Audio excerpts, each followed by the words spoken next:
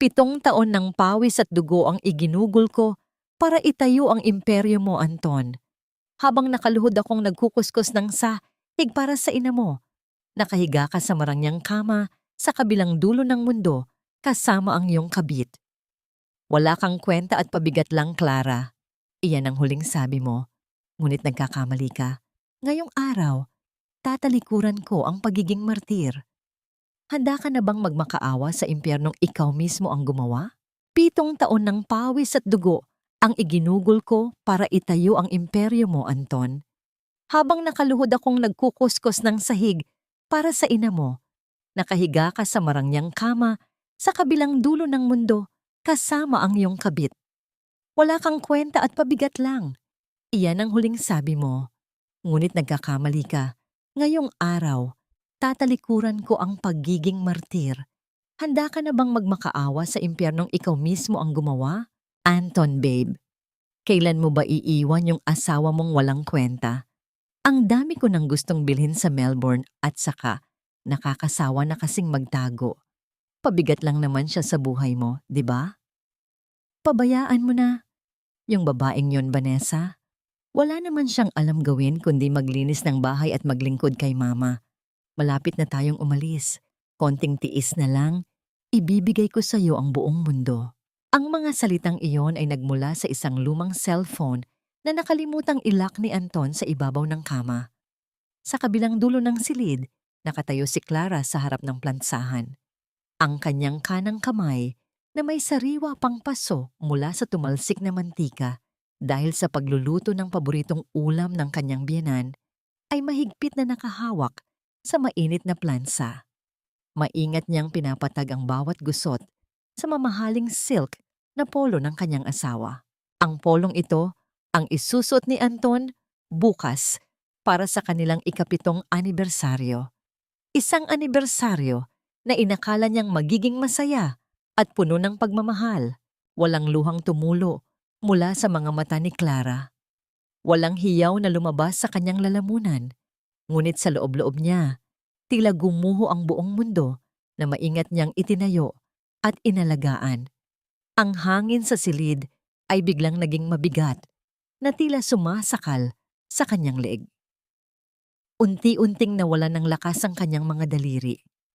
Bumitaw ang kanyang kamay at hinayaan niyang lumapat ang mainit na bakal sa mismong dibdib ng mamahaling polo.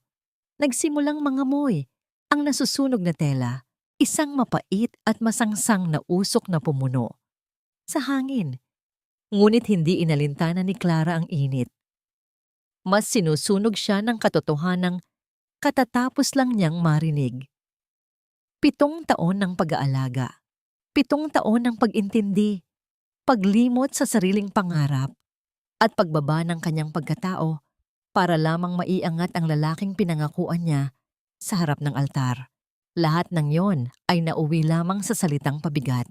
Ang paglanghap ng usok ang naghudyat sa biglaang pagbukas ng pinto ng kwarto.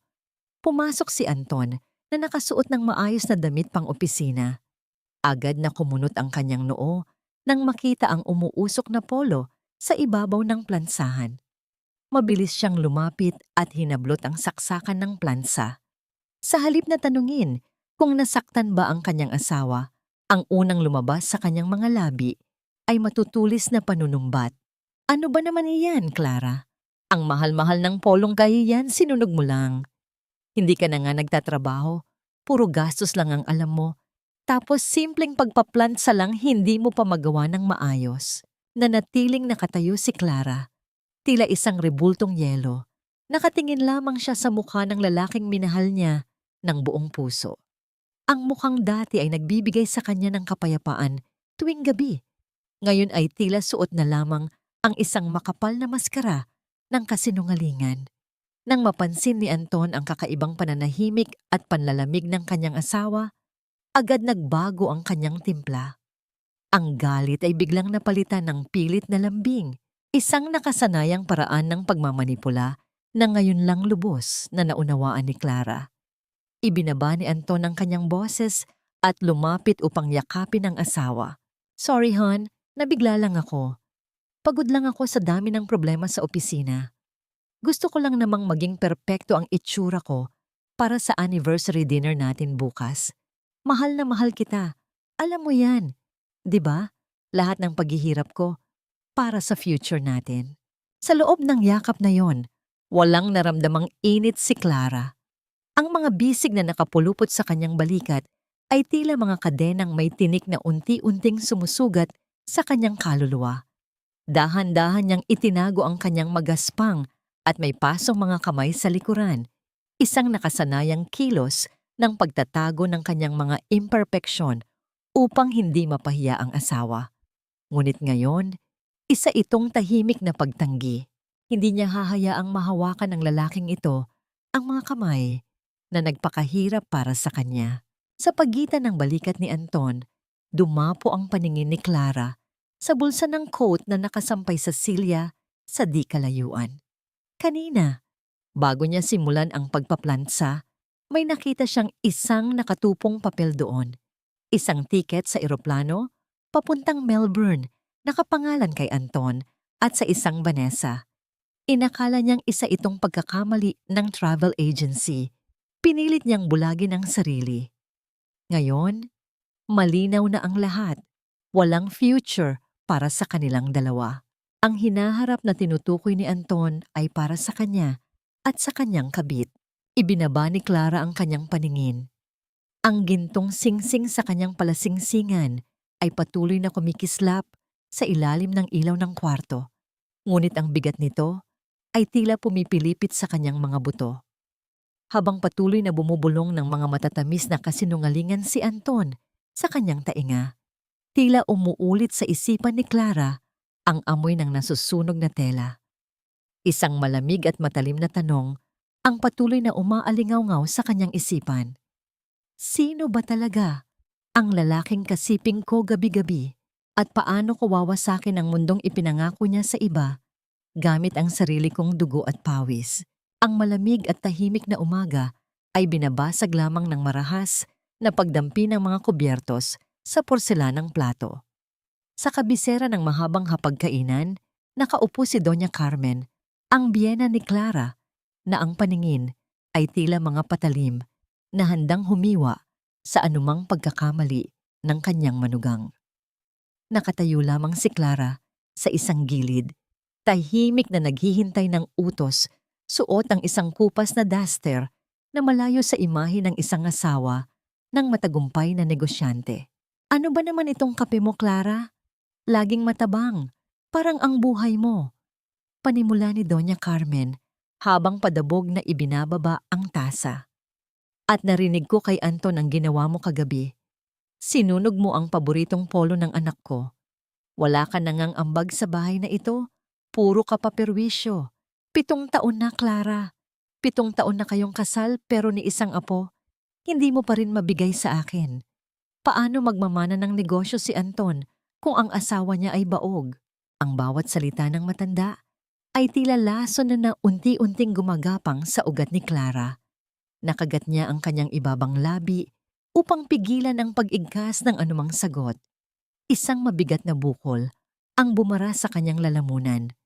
Bago pa man siya makapagsalita, pumasok si Anton sa dining area, mabango at nakasuot ng bagong plansang suit, tila walang bakas ng tensyon mula kagabi. Ma, tama na yan. Ang aga-aga. Sinusungitan mo na naman ang asawa ko.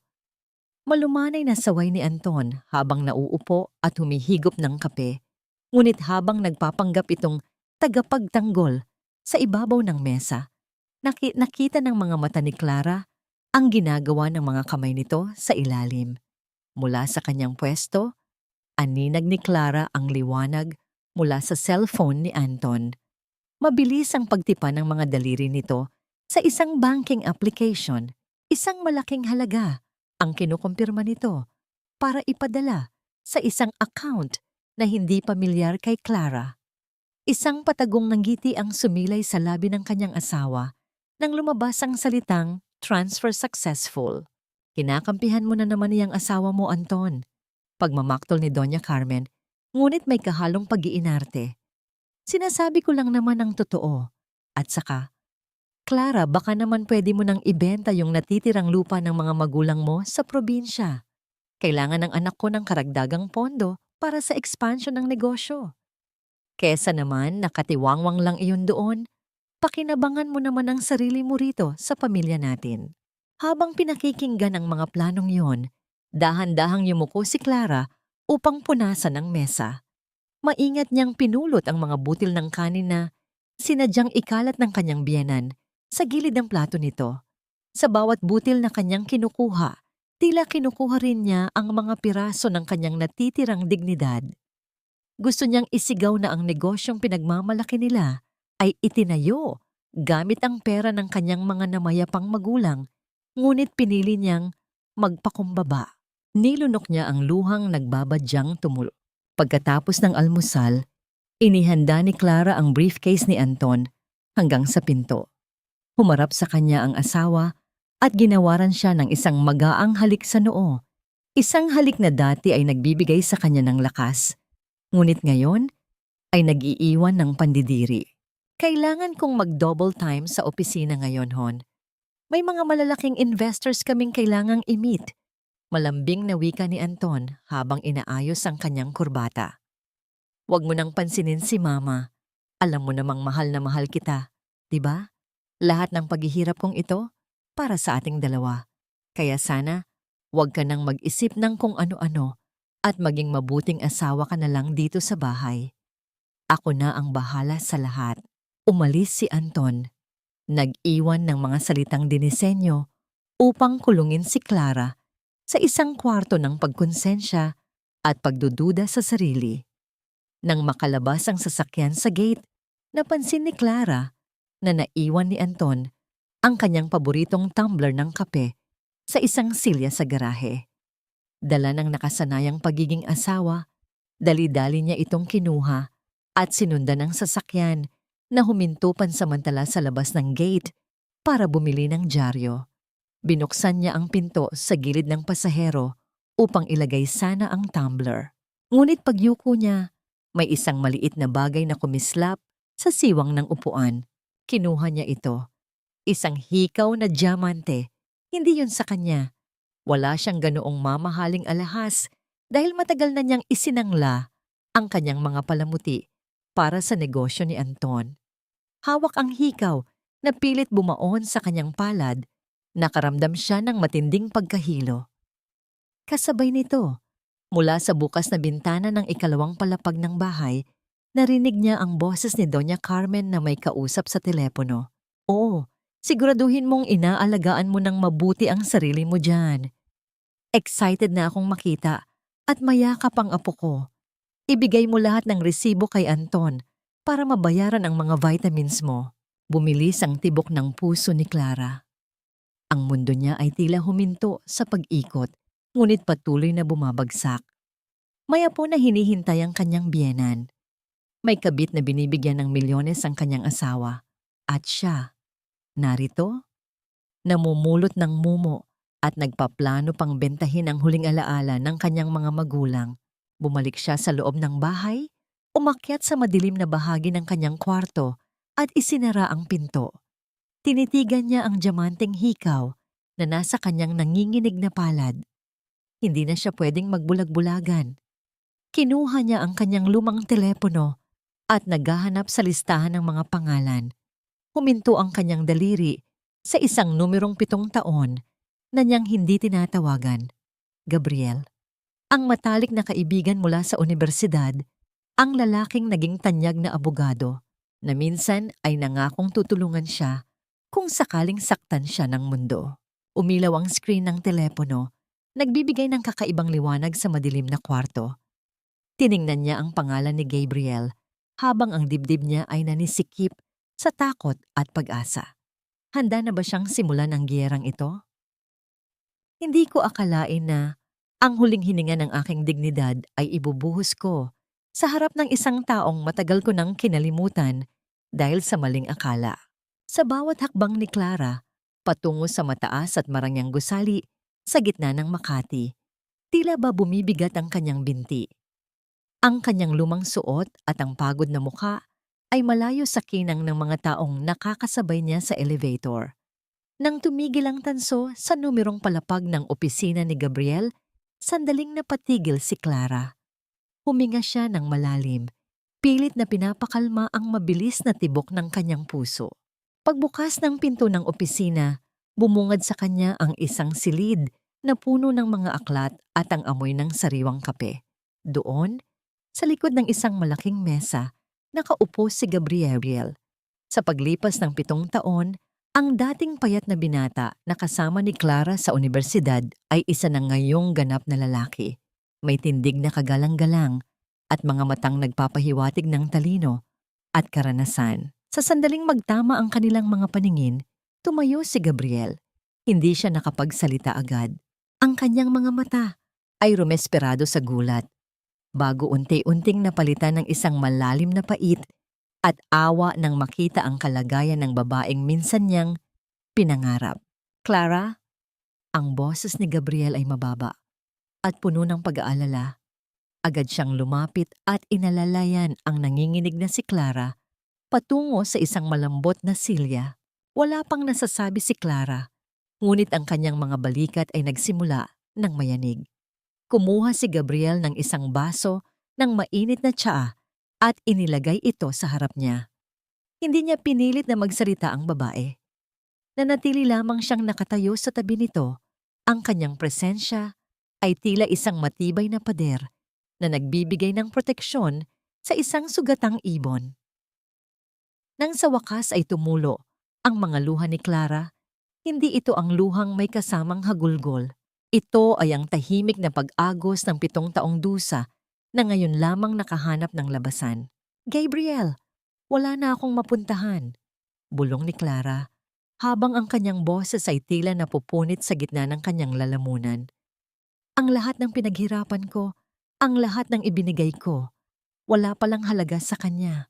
Dahan-dahang inilabas ni Clara mula sa kanyang luma at kupas na bag ang mga dokumentong linitratuhan tuwa niya mula sa lihim na folder ni Anton, pati na rin ang diamanteng hikaw na natagpuan niya. Habang binabasa ni Gabriel ang mga papel, ang kanyang panga ay unti-unting nagngangalit. Bilang isang bihasang abogado, mabilis niyang nabasa ang takbo ng laro. Ang kumpanyang itinayo ni Clara, gamit ang kanyang mana, ay unti-unti nang binubura ni Anton sa ilalim ng pangalan nito. Ang mga pondo ay inililipat sa mga dummy accounts sa ibang bansa, habang ang mga utang at pananagutan ng kumpanya ay unti-unting inililipat sa pangalan ni Clara bilang asawa at dating pangulo nito. Clara, makinig ka sa akin. Seryosong wika ni Gabriel habang tinititigan ang mga mata ni Clara. Hindi lang kabit ang kinuha niya sa'yo. Ang ginagawa ni Anton ay isang planadong pagnanakaw. He is siphoning everything. Gusto kanyang iwanan na baon sa utang habang siya ay nagsasaya sa Australia kasama ang babaeng iyon. At ang mas masakit, gagamitin niya ang batas para palabasin na ikaw ang nagpabaya sa negosyo. Napatakip ng mukha si Clara. Ang katotohanan ay mas masakit pa sa sampal. Ang lalaking pinagkatiwalaan niya ay hindi lamang siya ipinagpalit, kundi nais pa siyang ibaon sa hukay ng kahihiyan at paghihirap. Sa gitna ng kanyang kawalan ng pag-asa, naramdaman ni Clara ang init ng kamay ni Gabriel na humawak sa kanyang nanginginig na palad. Isang haplos na hindi humihingi ng kapalit, kundi nag-aalok ng sandigan. Hinding-hindi ko hahayaang mangyari iyon, Clara. Pangako ni Gabriel, I will help you. Pero kailangan nating maging matalino. Sa ngayon, kailangan mong bumalik sa bahay na yon at magpanggap na wala kang alam. Let them believe they are winning. Let them feel confident while we build our case. Nanatiling nakatingin si Clara sa tasa ng tsa na lumamig na. Ang takot ay naroon pa rin, ngunit may isang bagong damdamin na nagsimulang sumibol sa kanyang dibdib. Isang maliit na kislap ng galit na magsisilbing mitya ng kanyang pagbawi. Bago umalis si Clara, kinuha ni Gabriel ang kanyang sariling panyo mula sa bulsa ng kanyang suit. Cinderellang-Cinderella ang sitwasyon, ngunit sa mas masakit na paraan. Maingat niyang pinunasan ang mantsa ng luha at dumi sa pisngi ni Clara. Ang kanyang mga mata ay puno ng hinagpis para sa babae, ngunit may kasamang matinding determinasyon. Clara, hindi ka nag-iisa. Nandito ako. I will never leave you again like I did before. Mahinang sabi ni Gabriel. Ang kanyang boses ay tila isang panata. Lumabas si Clara sa opisina ni Gabriel na may dalang bigat sa puso. Ngunit may baon na ring sandata.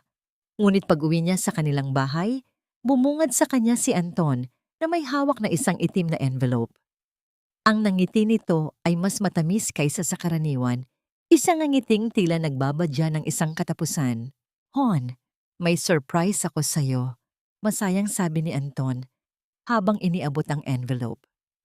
Para sa anniversary natin bukas, gusto kong pirirmahan mo ito para tuluyan na nating maayos ang kinabukasan natin. Kinuha ni Clara ang envelope nang nanginginig ang mga daliri. Pagbunot niya sa loob, hindi ito ang inaasahan niyang regalo.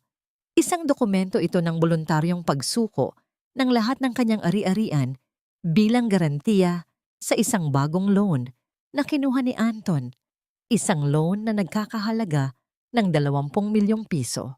Pirmahan mo na, Hon, para makapag-start na tayo ng bagong buhay sa ibang bansa, malayo sa lahat ng stress dito.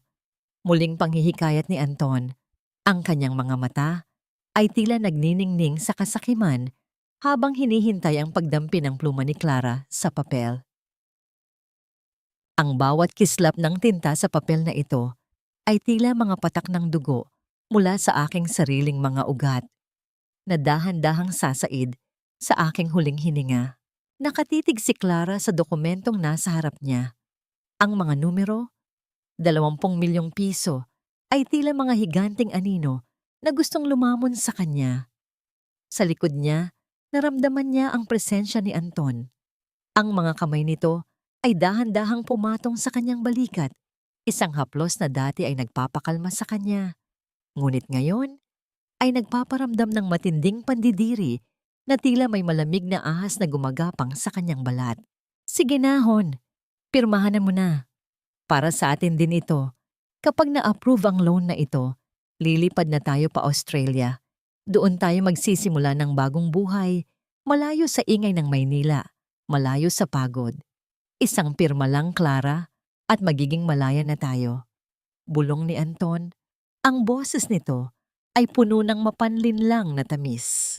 Naramdaman ni Clara ang panginginig ng kanyang mga daliri habang hawak ang pluma.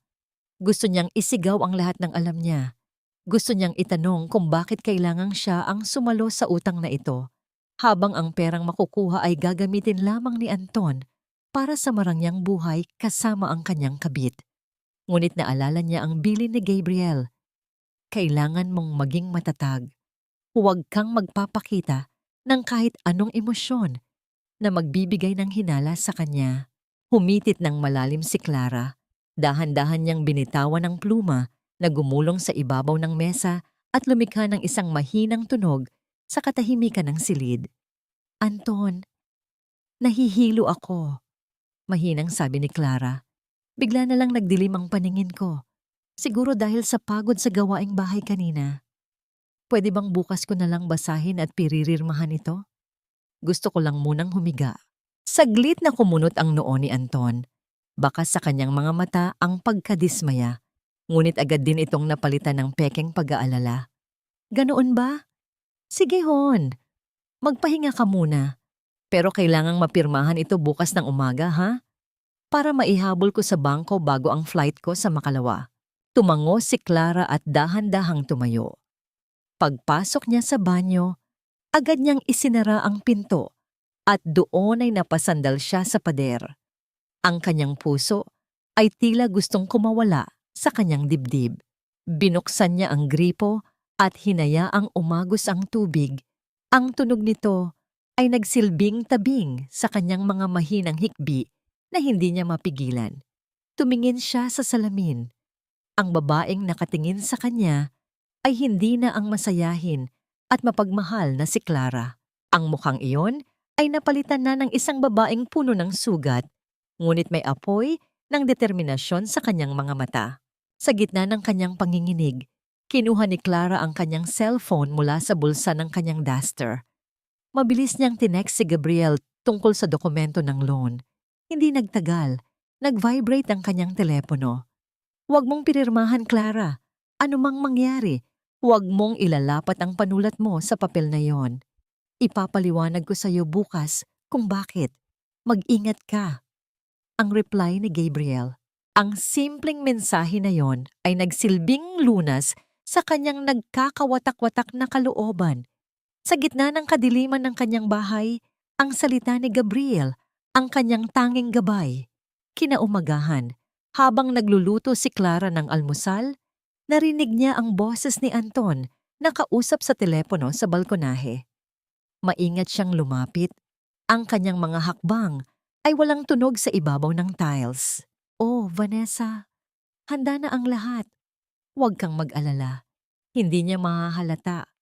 Iiwan ko ang lahat ng dokumento dito sa lamesa bago ako umalis.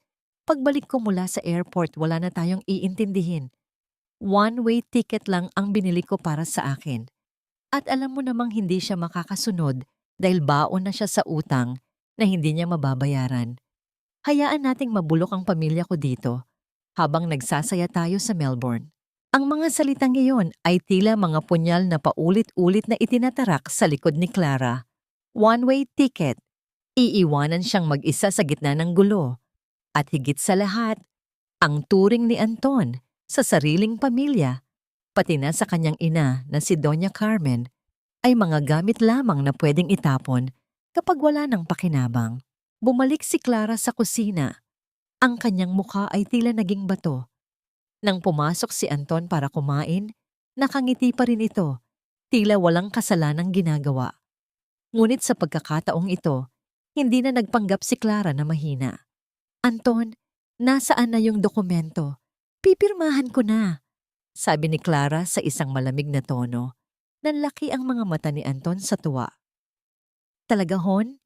Sige, nandoon sa office room. Kunin ko lang."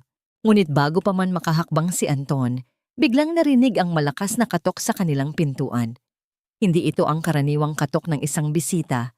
Ito ay isang mabilis at tila may awtoridad na paghampas sa kahoy na nagpatigil sa lahat sa loob ng bahay. "Sino yan?"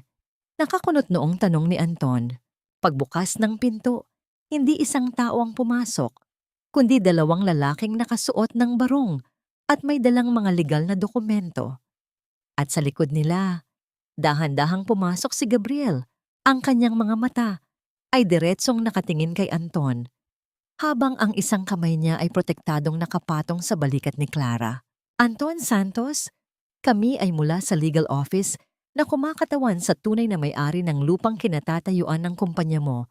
Mayroon kaming court order para sa isang kagyat na audit ng iyong mga accounts." Seryosong pahayag ni Gabriel. Namutla si Anton. Anong ibig sabihin nito? "Clara, sino ang mga ito?" Tumingin si Clara kay Anton. Ang kanyang mga mata ay wala ng bahid ng takot, kundi puno ng isang matalim na katarungan. "Hindi lang sila ang nandito, Anton. Nandito rin ang katotohanang pilit mong itinago sa loob ng 7 taon. Ang bawat haligi ng bahay na ito ay itinayo sa aking mga pangarap. Ngunit ngayon, tila ba gawa na lamang ito sa abo na handang tangayin ng anumang ihip ng hangin." Nanatiling nakatayo si Clara sa gitna ng sala. Ang kanyang mga mata ay nakatuon sa naguguluhang mukha ni Anton. Ang katahimikan sa loob ng bahay ay tila isang mabigat na kumot na bumabalot sa kanila, na binabasag lamang ng mahinang tunog ng paghinga ni Anton na unti-unting bumibilis dahil sa kaba. Ang lalaking akala niya ay hari ng kanyang mundo ay mukhang isang maliit na bata na nahuling gumagawa ng kasalanan. "Clara, anong ibig sabihin nito? Bakit mo dinala ang lalaking ito sa bahay natin? Wala ka na bang respeto sa akin bilang asawa mo?" Ang boses ni Anton ay nanginginig sa galit, isang pilit na pagpapakita ng awtoridad upang itago ang kanyang takot. Lumingon siya kay Gabriel. Ang kanyang panga ay nagngangalit. At ikaw, Gabriel, wala kang karapatang pumasok dito nang walang pahintulot ko. Lumabas kayo bago ako tumawag ng pulis. Hindi natinag si Gabriel. Sa halip, dahan-dahan niyang inilabas ang isang asul na folder at inilapag ito sa lamesang gawa sa mahogany. Isang lamesang binili ni Clara mula sa kanyang unang sahod bilang arkitekto bago siya naging isang simpleng may bahay. Maari kang tumawag ng pulis, Anton, ngunit baka ikaw ang masaktan sa magiging resulta. Mahinang wika ni Gabriel. Ang kanyang boses ay kalmado, ngunit may dalang bigat ng 1,000 katotohanan. Ang audit na ito ay hindi lamang tungkol sa kumpanya. Ito ay tungkol sa maanumalyang paglilipat ng pondo mula sa joint account ninyo ni Clara patungo sa isang offshore account sa Australia. At narito rin ang dokumentong nagpapatunay na ang bahay na ito, ang bahay na tinuturing ninyong tahanan, ay ginamit mo ng collateral sa isang loan na hindi alam ng asawa mo. Tila isang malakas na kulog ang narinig ni Clara sa kanyang pandinig. Bagaman alam na niya ang tungkol sa panloloko ni Anton, ang marinig ang katotohanan tungkol sa kanilang bahay ay tila isang huling hantungan ng kanyang pag-asa. Ang bahay na ito, kung saan niya pinangarap na palakihin ang kanilang mga anak, kung saan siya nagpuyat sa pag-aalaga kay Doña Carmen nang magkasakit ito, ay hindi na pala sa kanila. Naramdaman ni Clara ang panghihina ng kanyang mga tuhod. Ang paligid ay tila umiikot at ang hangin ay naging manipis. Ngunit bago pa man siya tuluyang mawalan ng balanse, naramdaman niya ang isang matatag na kamay na humawak sa kanyang siko. Ang init ng palad ni Gabriel ay tila isang angkla na pumipigil sa kanya na malunod sa gitna ng unos. Ang hawak nito ay hindi mapangangkin, kundi puno ng paggalang at proteksyon. Clara, okay ka lang? Bulong ni Gabriel. Ang kanyang mga mata ay puno ng pag-aalala na tila siya lang ang tanging tao sa silid na nakakaramdam ng tunay na sakit ni Clara. Hindi nakasagot si Clara. Ang kanyang paningin ay nanatiling nakatitig sa pader kung saan nakasabit ang kanilang wedding portrait. Sa larawang yon, mukha silang masaya. Ngayon, ang larawang yon ay tila isang mantsa sa pader na kailangang burahin. Biglang narinig ang mabilis na yabag ng mga paa mula sa hagdan. Pababa si Doña Carmen, ang kanyang mukha ay pulang-pula sa galit. Habang hawak-hawak ang kanyang mamahaling baston, ano itong naririnig kong gulo? Anton? Sino ang mga taong ito? Sigaw ng matanda. Nang makita niya si Clara nakatabi si Gabriel, agad na nag-apoy ang kanyang mga mata. Ikaw! Clara! Sinasabi ko na nga ba isa kang taksil? Nagdadala ka ng ibang lalaki sa bahay ng anak ko habang siya ay nagpapakapagod sa trabaho. Malas ka talaga sa pamilyang ito. Itinaas ni Doña Carmen ang kanyang baston na tila ihahampas ito kay Clara, ngunit mabilis na humarang si Gabriel sa harap ng babae. Ang kanyang tindig ay tila isang matibay na tore na hindi matitibag ng anumang galit. Doña Carmen, mas mabuting maupo muna kayo at makinig, sabi ni Gabriel sa isang seryosong tono. Ang anak ninyo ang naglagay sa inyo sa panganib. Dahil sa kanyang mga utang, ang bahay na ito ay nakatakdang i-foreclose sa loob ng 30 araw kung hindi mababayaran ang balanse. Napatigil ang matanda. Ang kanyang baston ay dahan-dahang bumaba at ang kanyang mukha ay namutla. Tumingin siya kay Anton na ngayon ay hindi na makatingin ng diretso sa kanyang ina. Anton, totoo ba ito? Ang bahay ko. Mawawala? Ang boses ni Doña Carmen ay nanginginig na ngayon. Ang kanyang kayabangan ay tila bula na biglang naglaho. Hinarap ni Clara si Anton. Sa pagkakataong ito, wala nang luha sa kanyang mga mata. Ang tanging naroon ay ang lamig ng isang pusong pagod na sa pagiging biktima. Pinagkatiwala ko sa iyo ang lahat, Anton. Ang pera ko, ang lupang pamana ng mga magulang ko. ang buhay ko.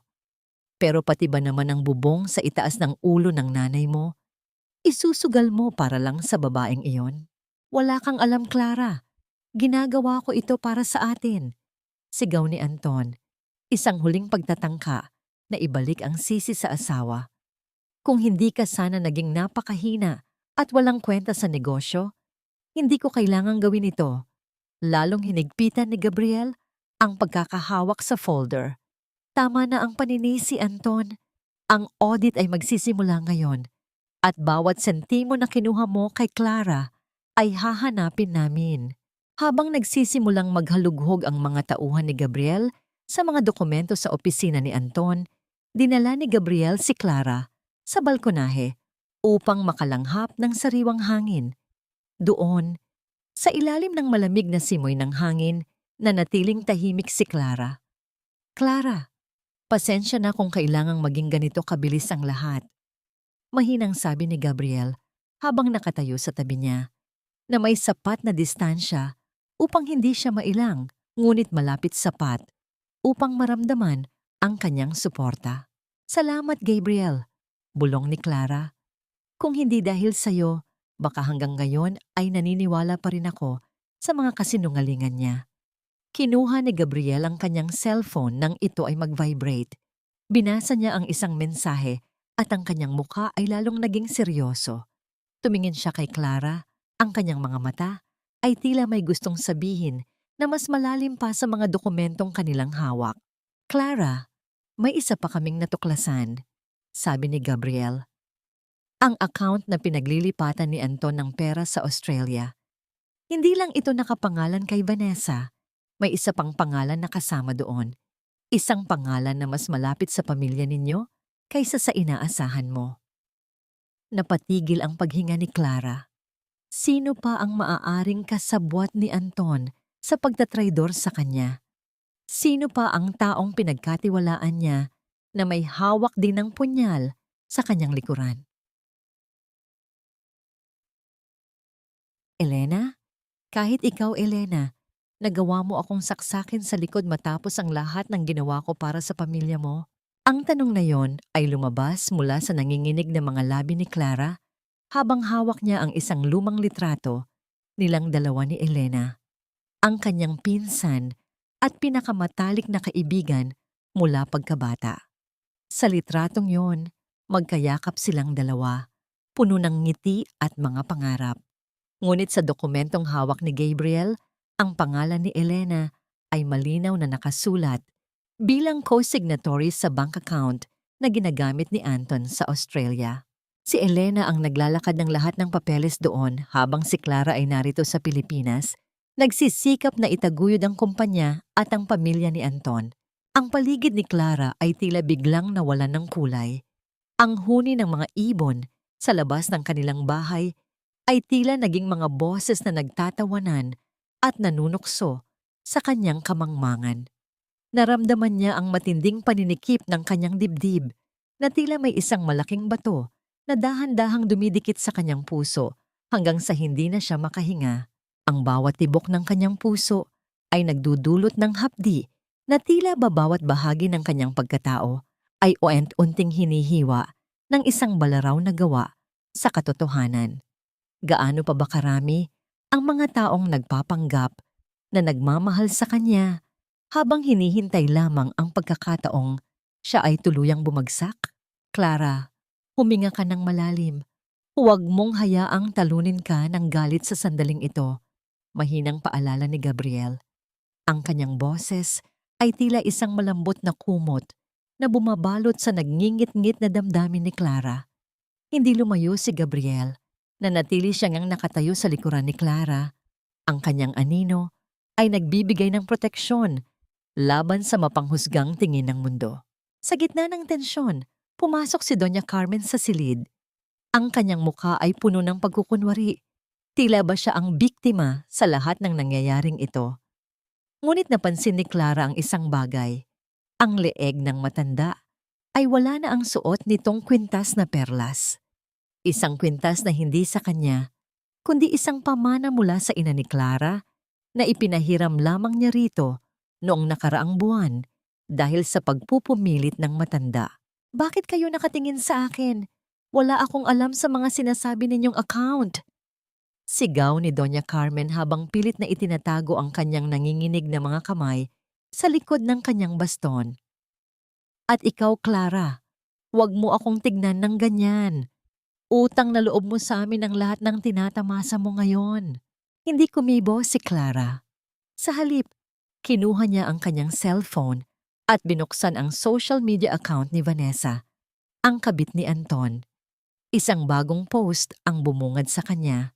Isang larawan ni Vanessa na nakangiti ng malapad, nasa loob ng isang mamahaling restaurant sa Australia. At sa leeg nito, kumikinang ang pamilyar na kwintas na perlas, ang kwintas ng ina ni Clara. Ang caption ay tila isang malakas na sampal. A beautiful gift from my future mother-in-law. Ang sabi niya, sa akin lang daw ito bagay dahil ako ang tunay na reyna. Nabitawan ni Clara ang kanyang cellphone na lumikha ng isang mahinang tunog sa carpeted na sahig. Ang huling kuta ng kanyang pagtitimpi ay tuluyan ng gumuho. Ang kwintas na yon, ang huling alaala ng kanyang ina, ang tanging bagay na nagpapaalala sa kanya ng tunay na pagmamahal bago siya naging alipin sa bahay na ito. Ang ibigay yon sa babaeng sumira sa kanyang buhay ay isang uri ng kalupitan na hindi kailanman mapapatawad. Doña Carmen, ang kwintas ng nanay ko. Nasaan? Ang boses ni Clara ay naging kasing lamig ng sementeryo. Ang kanyang mga mata, na dati ay puno ng awa para sa matanda, ngayon ay puno na ng isang matalim na puot. Ipinadala ko para malinis. Bakit ba napakamateryoso mo? Pautal-utal na sagot ni Doña Carmen, ngunit ang kanyang mga mata ay hindi makatingin ng direkta kay Clara. Lumapit si Gabriel at kinuha ang cellphone kamo ni Clara mula sa sahig. Ipinakita niya ang larawan ni Vanessa kay Doña Carmen at kay Anton na kanina pa nakatunganga sa isang sulok. Mukhang mabilis ang paglilinis ng kwintas na yon. Doña Carmen, narating na nito ang Australia bago pa man matapos ang araw. Ang mukha ni Anton ay naging abo sa kahihiyan, ngunit nanatili ang kanyang kayabangan. Kwintas lang yan, Clara. Babayaran kita kapag nakuha ko na ang loan. Napakababaw mo. Tiningnan ni Clara si Anton at sa unang pagkakataon, hindi na siya nakaramdam ng sakit, kundi matinding pandidiri. Hindi mo kailanman mababayaran ang mga bagay na ninakaw ninyo sa akin, Anton. Hindi lang pera ang kinuha ninyo. Ninakaw ninyo ang tiwala ko, ang dignidad ko, at ang huling alaala ng nanay ko. Dahan-dahang lumapit si Gabriel kay Clara at inilagay ang kanyang kamay sa ibabaw ng balikat nito. Hayaan mo sila, Clara. Sa bawat perlas na ibinigay nila sa babaeng yon, isang pintuan ng katarungan ang magsasara sa kanila. Ang lahat ng kinuha nila ay babalik sa'yo, higit pa sa inaasahan mo. Humarap si Clara kay Gabriel at sa gitna ng kanyang galit, nakita niya ang katapatan sa mga mata ng lalaki. Isang kislap ng pag-asa ang dumaan sa kanyang puso. Isang damdamin na matagal na niyang kinalimutan. Ngunit ang kislap na yon ay panandalian lamang nang biglang mag-vibrate ang cellphone ni Gabriel. Clara, kailangan nating umalis dito ngayon din. Seryosong sabi ni Gabriel matapos basahin ang mensahe. Ang mga dokumentong pinirmahan ni Elena, may isang kondisyon doon na hindi natin inaasahan. Kung hindi tayo makakarating sa bangko sa loob ng isang oras, ang lahat ng shares mo sa kumpanya ay automatikong malilipat sa pangalan ni Vanessa. Napatigil ang tibok ng puso ni Clara. Si Elena, ang pinsan niya ang naglagay ng bitag na ito. Habang ang lahat ay nakatuon sa loan, isang mas malaking nakatagong kasunduan pala ang niluluto ng kanyang sariling dugo at laman. Akala mo ba mananalo ka, Clara? Isang pirma na lang mula sa pinsan mo at magiging pulubi ka na sa mismong kumpanyang itinayo mo gamit ang dugo at pawis ng mga magulang mo. Ang nakakaasar na tawa ni Anton ay umalingaw-ngaw sa pasilyo ng kanilang bahay. Tila ba bawat hakhak nito ay isang pako na ibinabaon sa puso ni Clara. Nakatayo ang lalaki sa harap ng pintuan. Ang kanyang mga kamay ay nakapamulsa habang may bakas ng pangungutya sa kanyang mga mata. Para kay Anton, ang lahat ng ito ay isang malaking laro lamang at ang asawa niyang 7 taon niyang kasama ay isa na lamang balakid na kailangang sipain palayo. Nakahawak ng mahigpit si Clara sa kanyang bag. Ang kanyang mga daliri ay namumuti na sa tindi ng pagkakahawak. Ang kanyang buhok ay medyo gulo-gulo. Ang kanyang muka ay maputla at ang kanyang hininga ay kinakapos. Sa likod niya, ramdam niya ang init ng presensya ni Gabriel, ang tanging taong hindi bumitaw sa kanya sa gitna ng unos na ito. Habang ang asawa niya ay tinatawanan ng kanyang pagbagsak, ang ibang tao naman ang handang sumalo sa kanya. Tumabi ka, Anton. Wala kaming oras para sa mga kalokohan mo. Ang boses ni Gabriel ay mababa ngunit puno ng awtoridad. Humakbang siya pasulong. Ang kanyang matikas na tindig ay tila isang pader na humaharang sa anumang pananakit na balak pang gawin ni Anton. At bakit ako tatabi? Bahay ko ito. At ang babaeng yan. Itinuro ni Anton si Clara. Nang may pandidiri, ay asawa ko pa rin sa papel. Dito ka lang, Clara. Pagsilbihan mo si Mama. Yun lang naman ang silbi mo, di ba? Ang maging katulong sa bahay na ito.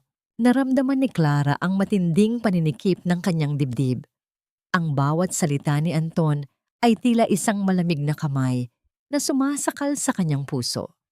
Ang lalaking dati ay nangakong mamahalin siya sa hirap at ginhawa, ay siya ring taong bumabalahura sa kanyang pagkatao ngayon. Ngunit sa halip na umiyak, itinaas ni Clara ang kanyang mukha.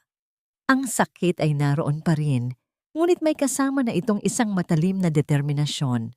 Hindi na ako ang dating Clara na pwedeng mong tapak-tapakan, Anton. Mahinang sabi ni Clara, ngunit ang bawat salita ay may dalang bigat. Ang bahay na ito ay kinuha mo sa amin, pero ang dignidad ko, hinding-hindi mo makukuha. Sa isang mabilis na pagkakataon, hinila ni Gabriel si Clara palabas. Hindi na nila pinansin ang mga mura at sigaw ni Anton na bumubuntot sa kanila hanggang sa makasakay sila sa sasakyan. Ang dagundong ng makina ng sasakyan ni Gabriel ay tila isang hudyat nang simula ng kanilang pakikipagkarera sa tadhana. Sa loob ng sasakyan, nanatiling tahimik si Clara. Nakatingin siya sa labas ng bintana, pinapanood ang mabilis na paglipas ng mga puno at gusali. Ang kanyang mga kamay ay nanginginig pa rin sa ibabaw ng kanyang kandungan.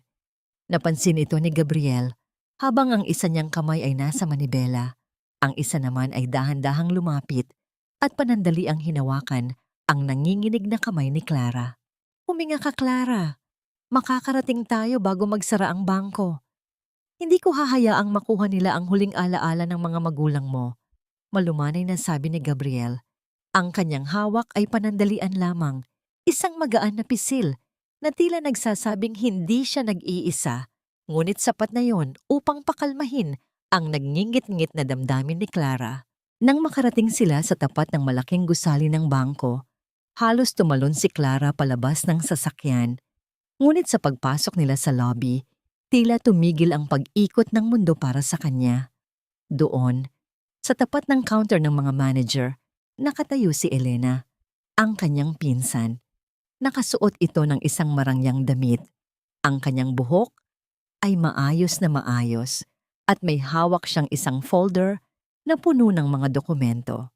Lumingon si Elena at nang makita si Clara, isang matamis, ngunit mapang-asar na ngiti ang sumilay sa kanyang mga labi. Walang bakas ng pagsisisi, walang bakas ng hiya. Clara, pinsan, akala ko ay busy ka sa paglilinis ng bahay ni Doña Carmen. Wika ni Elena habang dahan-dahang iwinawagayway ang isang pluma. Sayang, mukhang huli ka na ng ilang minuto. Katatapos ko lang pirirmahan ang huling kasunduan. Mula sa araw na ito, ang shares mo ay wala na sa pangalan mo. Naramdaman ni Clara ang pag-atras ng dugo mula sa kanyang muka. Tumingin siya sa orasan sa dingding ng bangko. 3:00 na ng hapon. Ang oras na itinakda sa kontrata. Ang lahat ng kanyang pinaglaban, ang lahat ng kanyang huling pag-asa, ay tila ba naglaho na parang usok sa harap ng kanyang sariling kamag-anak. Napansin ni Clara ang isang maliit na detalye sa folder na hawak ni Elena. May isang stamp doon na kulay pula, isang stamp na hindi pamilyar sa kanya. Tumingin siya kay Gabriel na ang mga mata ay nakatuon din sa dokumentong yon. Ang mukha ni Gabriel ay biglang nagbago mula sa pag-aalala patungo sa isang kakaibang nabangiti na tila may natuklasang hindi inaasahan. Elena, ang boses ni Gabriel ay malamig pa sa yelo. Sigurado ka bang ang pinirmahan mo ay ang transfer of shares? Nawala ang ngiti ni Elena at napalitan ng pagkalito.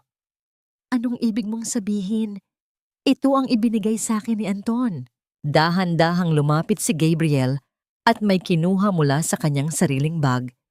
Isang kopya ng orihinal na kasunduan na ipinakita niya kay Clara noong nakaraang gabi.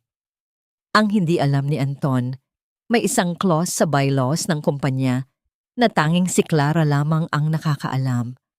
Ang anumang transfer ng shares na gagawin nang walang personal na presensya ng chairman ay hindi magiging transfer, kundi isang pag-amin ng pananagutan sa lahat ng utang ng kumpanya. Namutla si Elena. Ang kanyang mga kamay na kanina ay kampanteng humahawak sa pluma ay nagsimula ng manginig. Tumingin siya sa manager ng bangko na ngayon ay seryoso na ring nakatingin sa kanya. Ibig sabihin, pautal-utal na sabi ni Elena. Ibig sabihin, pagpapatuloy ni Clara habang dahan-dahang humahakbang patungo sa kanyang pinsan, ang pinirmahan mo ay hindi ang pag-aari ng kumpanya ko. Ang pinirmahan mo ay ang pag-ako sa 20 milyong pisong utang na iniwan ni Anton. Congratulations, Elena. Ikaw na ngayon ang may-ari ng lahat ng utang ng asawa ko. Ang katahimikan sa loob ng bangko ay tila ba naging mas kasing bigat ng 1,000 tonelada.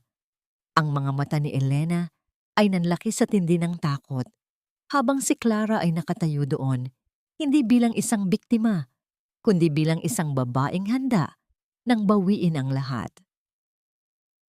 Dugo ang nananalaytay sa ating mga ugat, Elena, pero bakit lason ang ibinalik mo sa akin?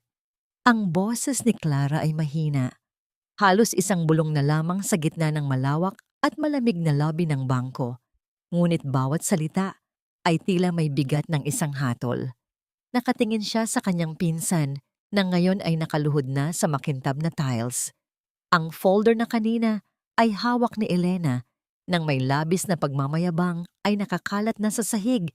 Ang mga papel ay tila mga tuyong dahon na wala ng halaga. Hindi ito totoo. Niloko ako ni Anton. Sabi niya, magiging reyna ako sa Australia. Sabi niya, sa akin mapupunta ang lahat. Ang boses ni Elena ay naging matinis, puno ng histerya at takot. Ang kanyang marangyang ayos ay tila ba natunaw sa isang saglit. Inilalantad ang isang babaeng gulanit. Ang dangal dahil sa sariling kasakiman. Tumingin si Clara sa manager ng bangko na ngayon ay formal na humihingi ng lagda ni Elena para sa formal na dokumentasyon ng utang. Ang bawat patak ng tinta mula sa pluma ay tila isang hatol ng habambuhay na pagkakulong sa utang na hindi kailanman mababayaran ng pinsan niya.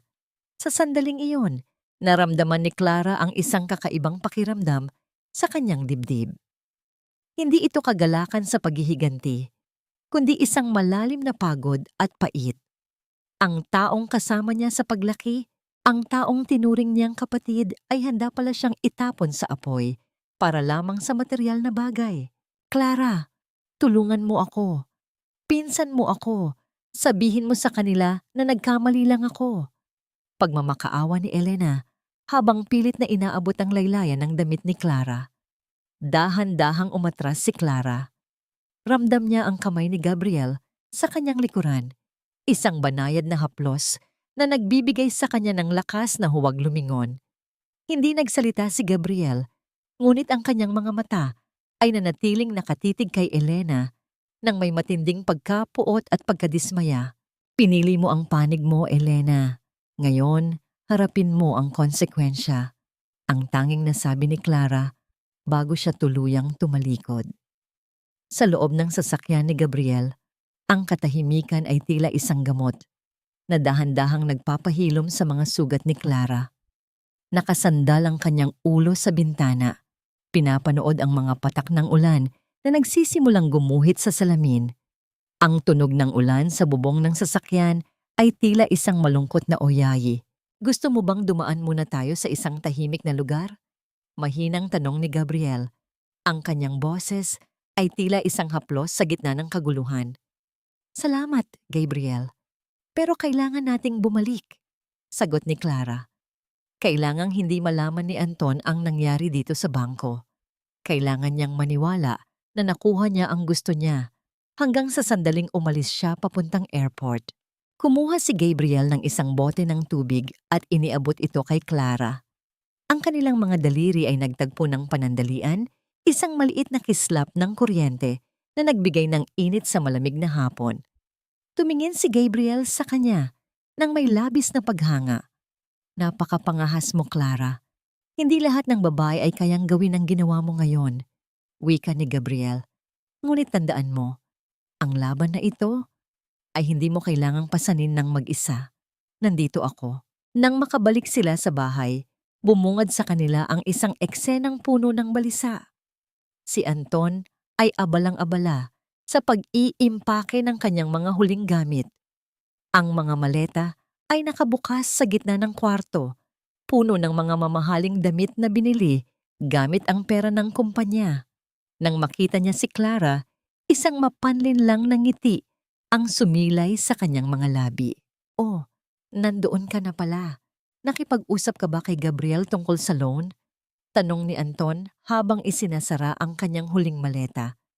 Huwag kang mag-alala, Clara. Sa pag-alis ko mamayang gabi, lahat ng problema natin ay maiwan na dito. Magtiwala ka lang sa asawa mo. Tumango lamang si Clara.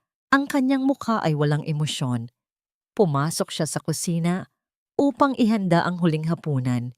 Isang hapunang tila isang ritual ng pagpapaalam.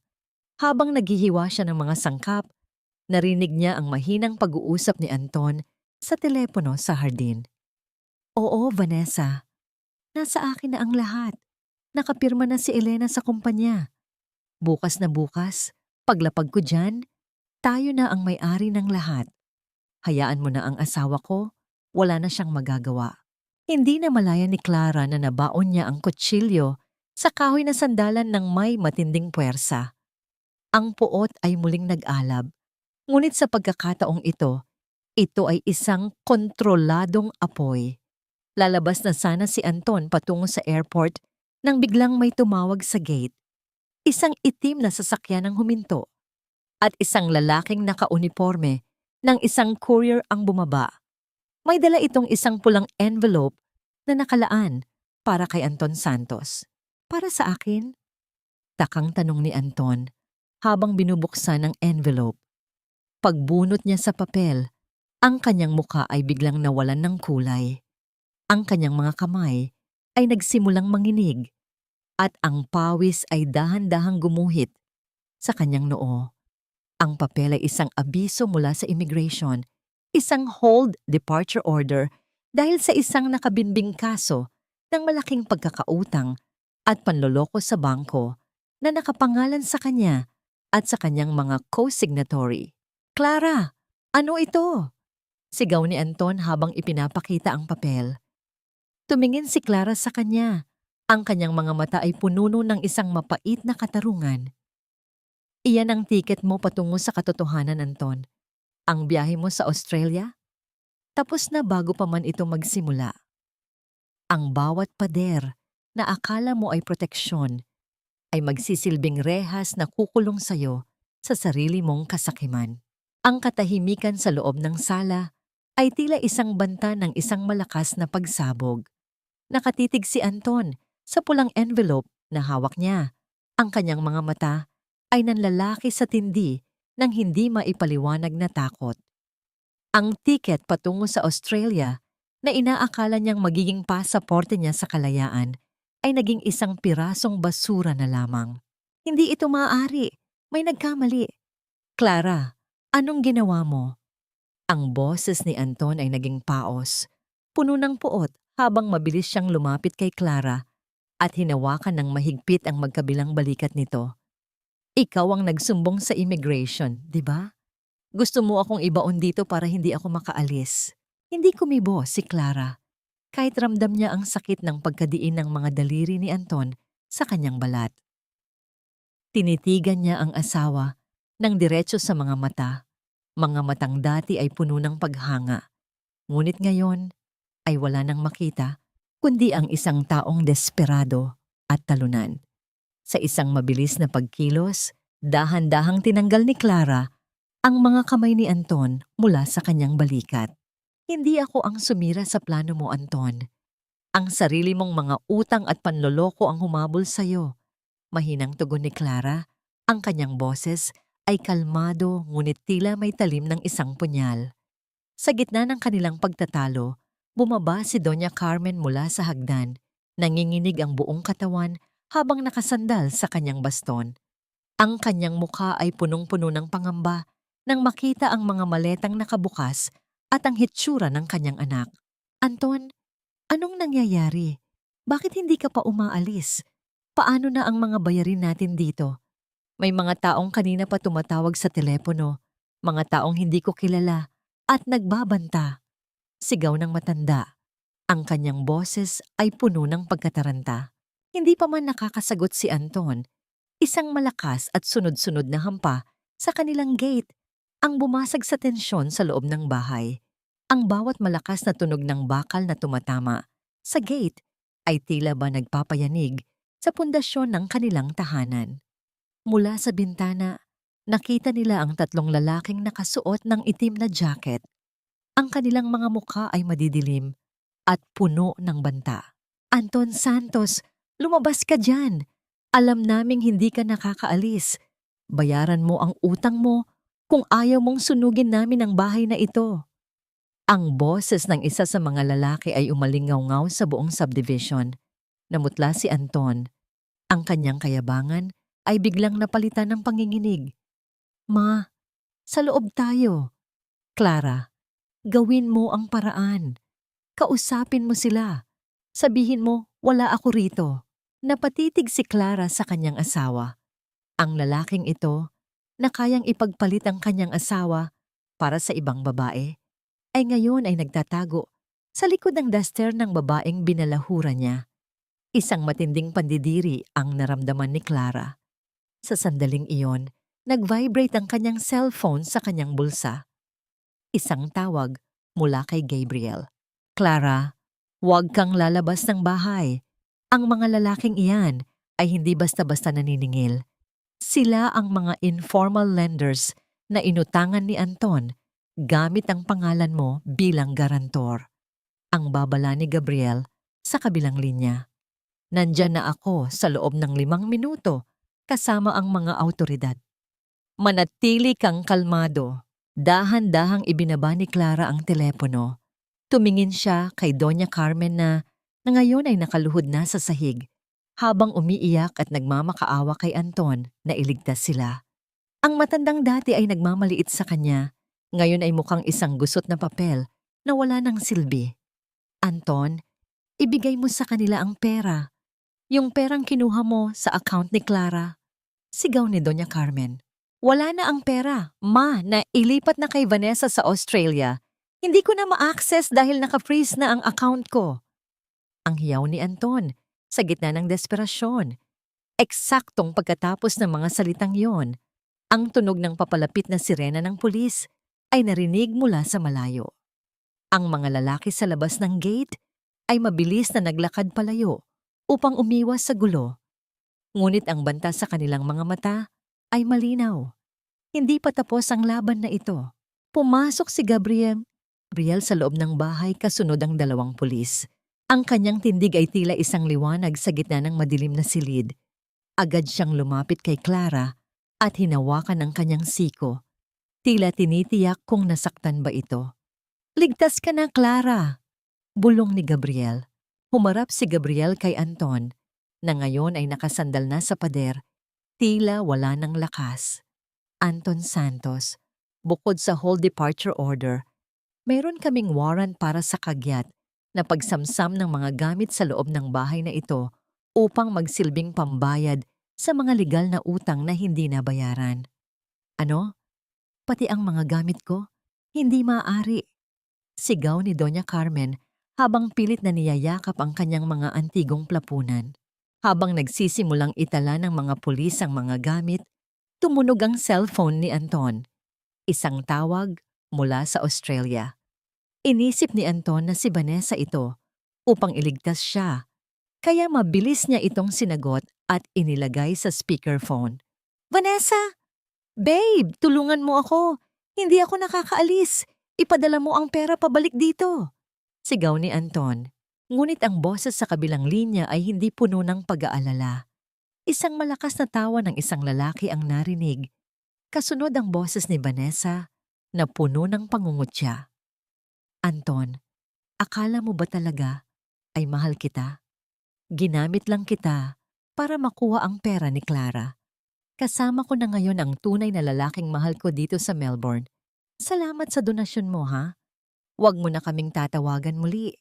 Bye, loser!" Ang tunog ng pagkamatay ng tawag ay tila ba ang huling pako sa kabaong ni Anton. Napaupo siya sa sahig. Ang kanyang mga mata ay walang buhay. Ang lahat ng kanyang ipinagpalit, ang kanyang asawa, ang kanyang dangal, ang kanyang pamilya, ay nauwi lamang sa isang malaking panloloko. 7 taon, Anton. 7 taon akong naniwala sa bawat pangako mo. Pero sa huli, kahit isang pirasong katotohanan, wala ka palang naibigay.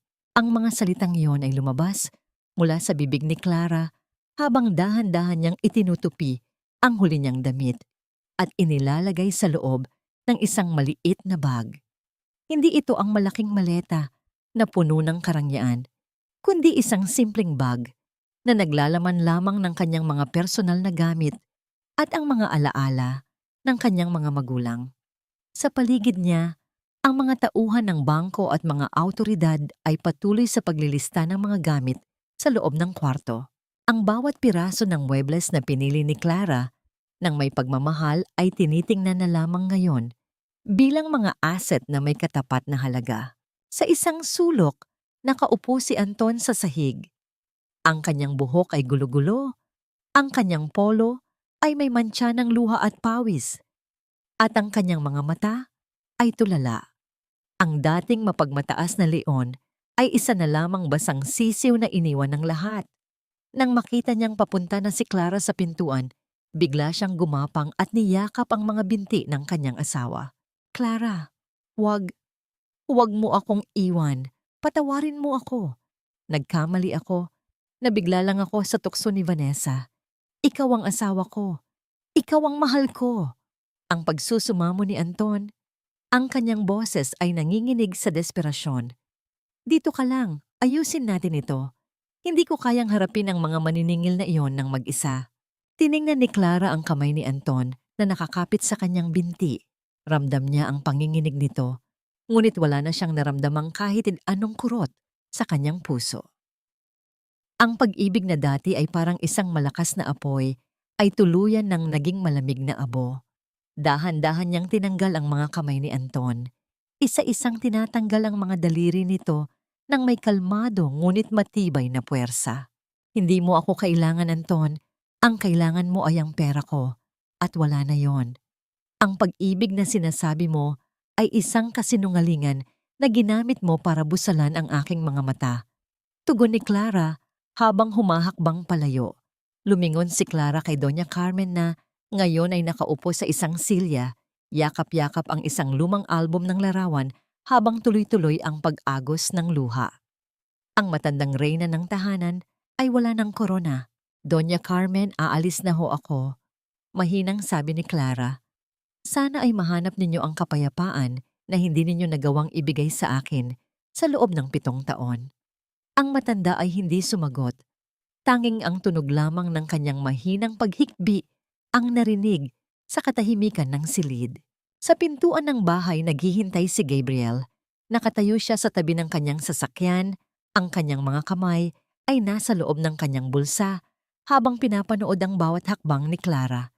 Nang makalapit si Clara, kinuha ni Gabriel ang bag mula sa kanyang kamay at inilagay ito sa loob ng sasakyan. "Handa ka na?" tanong ni Gabriel. Ang kanyang boses ay puno ng init at pag-unawa.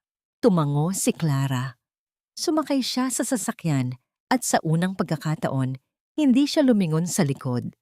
Ang bahay na naging kulungan niya ay unti-unting lumiit sa kanyang paningin habang mabilis silang lumalayo. "Saan tayo pupunta?" tanong ni Clara habang nakatingin sa kalsada. "Sa isang bagong simula," sagot ni Gabriel. "May inihanda akong maliit na apartment para sa'yo, malayo sa ingay at gulo. Doon mo muna maaaring buuin ang iyong sarili." Sandaling tumahimik ang paligid. Ang tanging tunog ay ang mahinang pag-ikot ng gulong sa semento at ang banayad na huni ng aircon sa loob ng sasakyan. Biglang naramdaman ni Clara ang isang bagay sa loob ng kanyang bulsa.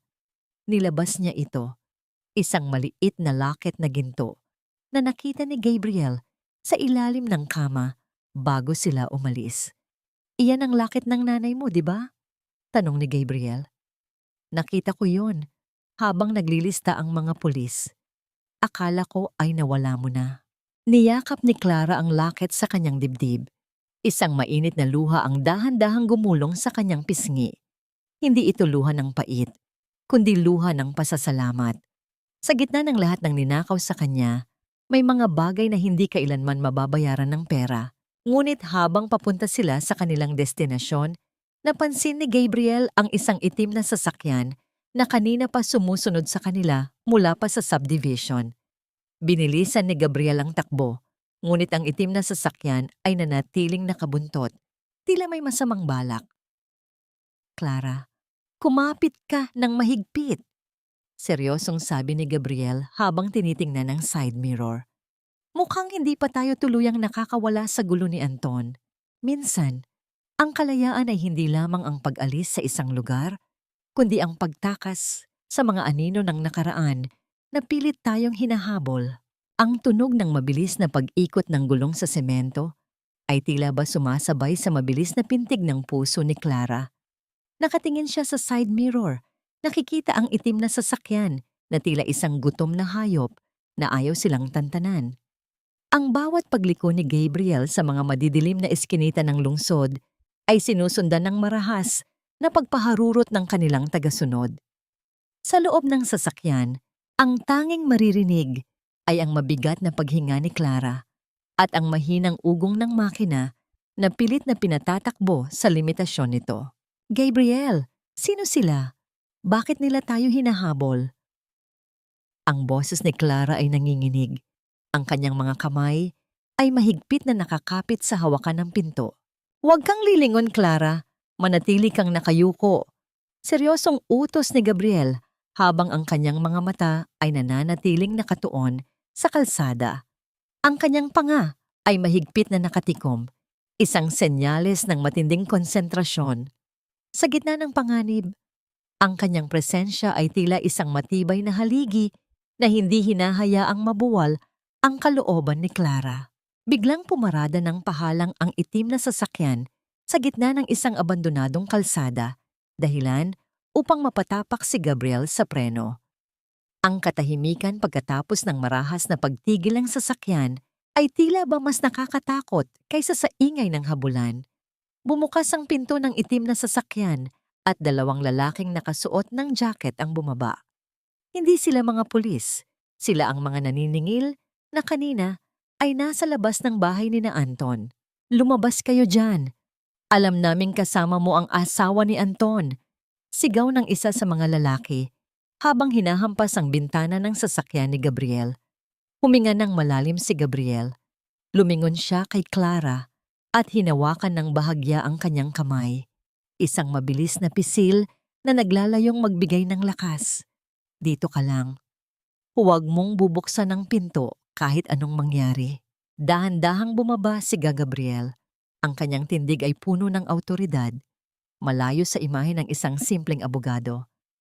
Hinarap niya ang mga lalaki ng walang bakas ng takot sa kanyang mga mata. Wala na sa inyo si Clara. Ang lahat ng utang ni Anton ay nasa proseso na ng legal na pagsasampa ng bangkarote. Anumang pananakot na gagawin ninyo ay itatala namin bilang harassment at physical threat. Ang boses ni Gabriel ay malamig at diretso. Wala kaming pakialam sa batas mo.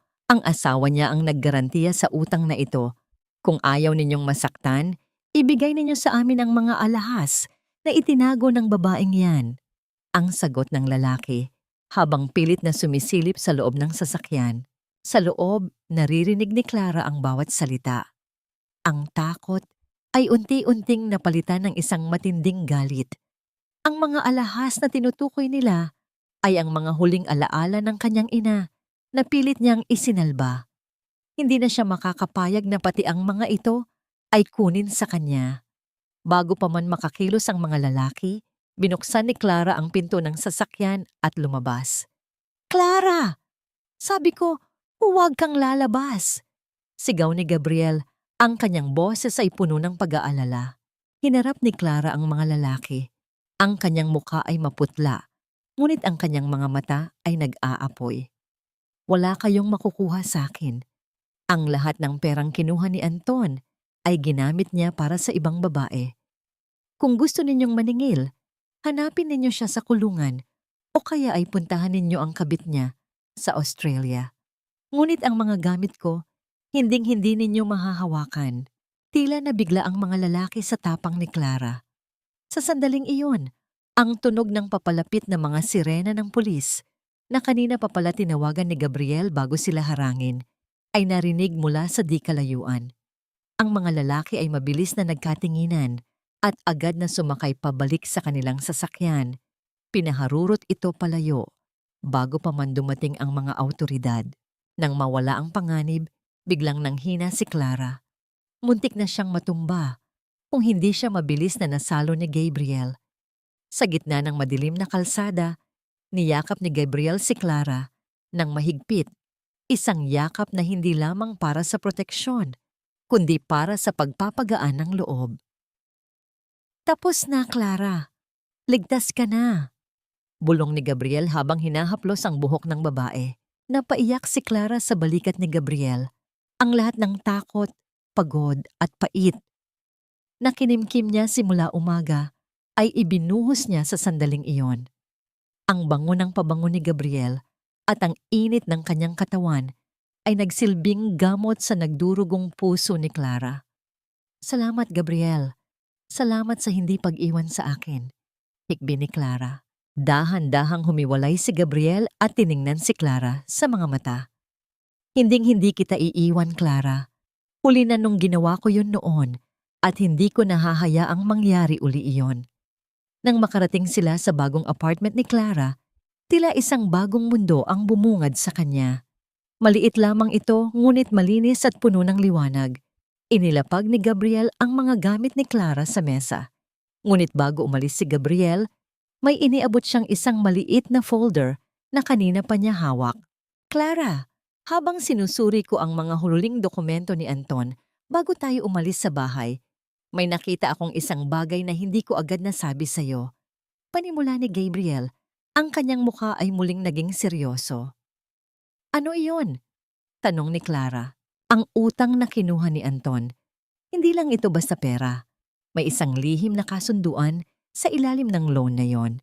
Isang kasunduan na nagsasabing kung hindi mababayaran ang utang sa loob ng 3 buwan, ang lahat ng iyong mga intellectual properties, ang mga disenyo mo bilang arkitekto na ginamit ng kumpanya ay mapupunta sa isang kumpanya sa Australia. At ang kumpanyang iyon ay hindi pag-aari ni Vanessa. Namutla si Clara. Kung hindi kay Vanessa, kanino? Sa tatay ni Anton. Sagot ni Gabriel. Ang tatay ni Anton na akala ng lahat ay matagal nang patay. Ang nakaraan ay hindi kailanman namamatay. Nagtatago lang ito sa mga sulok ng ating alaala. Naghihintay ng pagkakataong muli tayong saktan sa oras na akala natin ay malaya na tayo. Nanatiling nakatitig si Clara sa pangalang nakasulat sa dokumento. Ricardo Santos. Ang bawat titik ng pangalang yon ay tila mga karayom na tumutusok sa kanyang balat. Naaalala niya ang lalaking iyon, ang ama ni Anton, na balita ay namatay sa isang aksidente sa dagat. 12 taon na ang nakalilipas. Ang tanging alaala niya rito ay ang isang madilim at seryosong mukha sa mga lumang litrato sa bahay ni na Doña Carmen, ang lalaking sinasabing nag-iwan ng malaking utang sa pamilya. Hindi ito maaari, Gabriel. Patay na si Don Ricardo. Mismong si Doña Carmen ang nagsabi sa akin na siya ang kumuha ng abo nito mula sa Coast Guard noon. Pautal-utal na sabi ni Clara, ang kanyang boses ay puno ng pagkalito. Huminga ng malalim si Gabriel at umupo sa tabi ni Clara, ngunit pinanatili ang isang magalang na distansya. Iyon ang pinaniwala nila sa lahat, Clara. Pero base sa mga transfer records na nakuha ko, ang kumpanya sa Australia ay nakarehistro sa ilalim ng pangalang Richard Saint, isang alias na matagal nang ginagamit ng iyong biyenan sa tuwing may illegal siyang transaksyon sa ibang bansa. Hindi talaga namatay si Ricardo. Peke ang lahat. Ginamit niya ang sariling pagkamatay para makatakas sa mga kaso noon.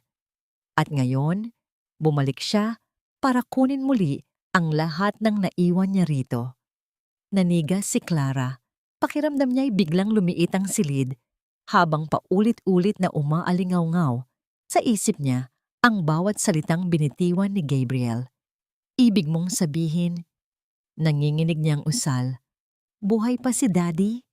Dahan-dahang tumango si Gabriel. Oo, at mas delikado siya ngayon kaysa dati dahil hindi lang pera ang habol niya, kundi pati ang kontrol sa buong pamilya. Ginagamit niya ang sariling anak para nakawin ang mga disenyo mo. Kaya naramdaman ni Clara ang isang matinding lamig na dumadaloy sa kanyang likuran. Ang bawat sandali ng kanyang 7 taong pagsasama kay Anton ay tila ba naging isang malaking script sa isang pelikulang hindi niya alam na siya ang biktima.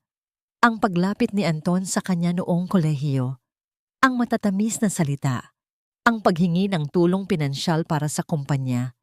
Lahat ba yon ay utos lamang ng kanyang ama mula sa malayo? Ibig sabihin, pati ang pagpapakasal niya sa akin. Plano rin? Bulong ni Clara, ang kanyang mga mata ay nagsimulang mapuno ng luha ng labis na pagkadismaya. Huwag mong isipin yan sa ngayon, Clara. Malumanay na sabi ni Gabriel. Ang mahalaga ay kailangan nating protektahan ang mga intellectual properties mo. Ang mga disenyong yon ay ang kinabukasan mo. Kapag nakuha nila yon, mawawalan ka ng karapatan sa sarili mong mga likha.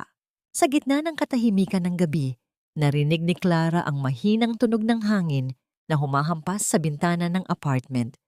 Tumayo siya at dahan-dahang lumapit sa bintana upang isara ito. Ngunit nang dumapo ang kanyang paningin sa kalsada sa ibaba, napatigil siya. Sa ilalim ng isang malamlam na ilaw ng poste, nakatayo ang isang lalaking naka-Amerikana. Hindi niya makita ang mukha nito dahil sa anino ng kanyang sombrero, ngunit ramdam ni Clara na ang mga mata nito ay nakatitig ng diretso sa kanya. Napaatras si Clara, ang kanyang puso ay tila gustong tumalon palabas ng kanyang dibdib. Gabriel! May tao sa labas. Mabilis na lumapit si Gabriel sa bintana at sumilip, ngunit ang lalaki ay biglang naglaho sa dilim ng gabi, tila ba isang multo na nagpakita lamang upang magbigay ng babala. Muling lumingon si Gabriel kay Clara at nakita ang panginginig ng mga kamay nito. Dito ka lang, Clara. Huwag kang lalapit sa pinto. Utos ni Gabriel. Naglakad si Gabriel patungo sa kusina at kumuha ng mainit na tubig. Gumawa siya ng isang tasa ng tsaa at iniabot ito kay Clara. Sa pagkakataong ito, hindi lang siya ang ibinigay niya. Inilagay ni Gabriel ang kanyang 2 kamay sa ibabaw ng nanginginig na kamay ni Clara habang hawak nito ang tasa. Ang init ng tsa at ang init ng palad ni Gabriel ay dahan-dahang nagpababa sa tensyong nararamdaman ni Clara. Andito ako, Clara. Hinding-hindi ka nila masasaktan hanggat kasama mo ako. Wika ni Gabriel ng may kasiguraduhan. Bukas, ililipat kita sa isang mas ligtas na lugar. Isang lugar na ako lang ang nakakaalam. Natingala si Clara kay Gabriel. Sa loob ng 7 taon, ang tanging alam niyang sandigan ay ang isang lalaking nagnanakaw pala sa kanya. Ngayon, sa harap ng isang taong minsan niyang tinalikuran, nakatagpo siya ng tunay na katahimikan. Bakit mo ito ginagawa, Gabriel? Tanong ni Clara. Pagkatapos ng lahat ng panahong hindi kita pinansin, bakit nandito ka pa rin? Ngumiti ng bahagya si Gabriel, isang malungkot, ngunit tapat na ng ngiti. Dahil ang pangako ko sa iyo noong graduation, hindi iyon nakadepende sa kung pipiliin mo ako o hindi. Nangako akong poprotektahan kita, Clara. At ang pangakong yon ay walang expiration date. Nagkatitigan silang dalawa, at sa sandaling iyon, ang ingay ng nakaraan ay tila naglaho. Ngunit ang kapayapaang iyon ay muling nabasag nang may marinig silang isang mahinang kaluskos mula sa ilalim ng pintuan. Isang puting sobre ang dahan-dahang isiningit mula sa labas. Mabilis na nilapitan ni Gabriel ang pinto, ngunit wala na siyang nakitang tao sa labas. Kinuha niya ang sobre at binuksan ito sa harap ni Clara. Sa loob, mayroong isang lumang litrato, isang litrato ni Clara, noong siya ay bata pa, karga-karga ng kanyang ama, sa tapat ng kanilang lumang bahay sa probinsya. At sa likod ng litrato, may nakasulat na mensahe sa pulang tinta. Ang utang ng iyong ama ay hindi na babayaran ng kamatayan. Oras na para magbayad ang anak. Nabitawan ni Clara ang tasa ng tsa at ang tunog ng pagbasag ng porselana sa sahig ay tila ba ang hudyat ng muling pagbubukas ng isang sugat na akala niya ay matagal na niyang nabaon sa limot. Ang nakaraan ay hindi isang aklat na basta na lamang isinasara. Ito ay isang utang na patuloy na naniningil ng interes hanggang sa maubos ang bawat patak ng iyong kaligayahan. Nanatiling nakapako ang paningin ni Clara sa pintuan ng kanyang maliit na apartment. Ang boses na yon, mababa, paos, at may dalang awtoridad, ay tila ba isang multong bumangon mula sa hukay. Hindi ito si Anton. Ito ang boses ni Mang Selmo, ang dating kanang kamay ng kanyang ama sa probinsya, ang lalaking huling nakasama ng kanyang magulang bago ang trahedyang pumatay sa mga ito. Clara, huwag kang matakot. Nandito ako para ibigay ang nararapat sa'yo. Muling wika ng boses sa labas, kasabay ng tunog ng mabibigat na hininga. Huminga ng malalim si Gabriel at dahan-dahang tumayo. Kinuha niya ang isang mabigat na florera sa malapit bilang pananggol, ngunit bago pa siya makalapit sa pinto, dahan-dahan itong bumukas. Isang matandang lalaki na may pilat sa pisngi at pagod na mga mata ang pumasok. Ang kanyang suot ay luma at may bahid ng alikabok ng kalsada. Mang Selmo, bulong ni Clara, ang kanyang boses ay puno ng pagkalito at takot. Tumitig ang matanda kay Clara at sa isang saglit, ang kanyang mga mata ay nagtubig. Pasensya na, Clara. Ngayon lang ako nagkaroon ng lakas ng loob na harapin ka. Matagal akong nagtago dahil sa takot kay Ricardo Santos. Mabilis na humarang si Gabriel sa pagitan ni Clara at Mang Selmo. Anong kailangan mo sa kanya? At anong kinalaman ni Ricardo sa pamilya ni Clara? Napaupo si Mang Selmo sa isang silya. Ang kanyang mga kamay ay nanginginig. Habang inilalapag ang isang lumang itim na notebook sa mesa. Ang tatay mo, Clara, hindi siya namatay dahil sa aksidente lang. Namatay siya dahil nalaman niyang ninanakaw ni Ricardo ang mga lupain sa probinsya gamit ang pirma ng tatay mo na pineke nila. At ang kasal ninyo ni Anton, hindi iyon dahil sa pag-ibig. Naramdaman ni Clara ang pag-ikot ng paligid. Ang bawat salita ni Mang Selmo ay tila ba isang malakas na sampal na gumigising sa kanya mula sa isang napakahabang panaginip. Ipinakasal ka ni Ricardo kay Anton para tuluyang mapasakamay nila ang mga natitirang titulo ng lupa ng pamilya mo. Pagpapatuloy ni Mang Selmo, ikaw ang naging pambayad sa utang na sila rin ang gumawa. Ginamit nila ang kabutihan mo para ubusin ang lahat ng ari-arian ninyo. Napahawak si Clara sa kanyang dibdib. Ang sakit ay hindi na lamang emosyonal. Ito ay pisikal na kirot na tila ba bawat bahagi ng kanyang puso ay pinipiga. Ang 7 taon ng kanyang buhay, ang bawat haplos ni Anton, ang bawat sakripisyo niya para kay Doña Carmen, lahat ng iyon ay bahagi lamang ng isang madilim na transaksyon. Dahan-dahang lumapit si Gabriel kay Clara. Sa pagkakataong ito, hindi na siya nag-atubiling yakapin ang babae. Hinayaan niyang isandal ni Clara ang kanyang ulo sa kanyang dibdib habang ang kanyang mga kamay ay protektadong nakayakap sa likod nito.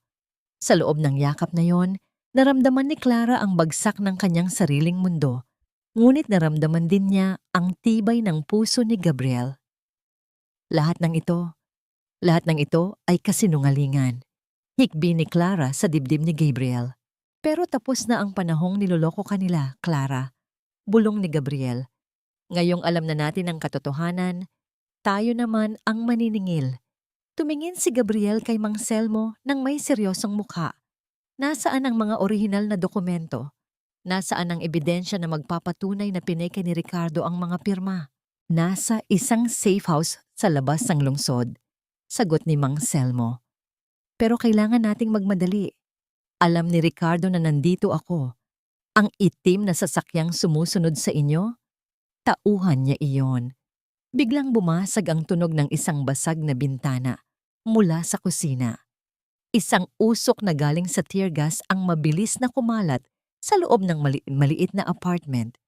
Ang bawat sulok ay napuno ng puting usok na nagpapahirap sa kanilang paghinga. Gabriel! Clara! Takbo!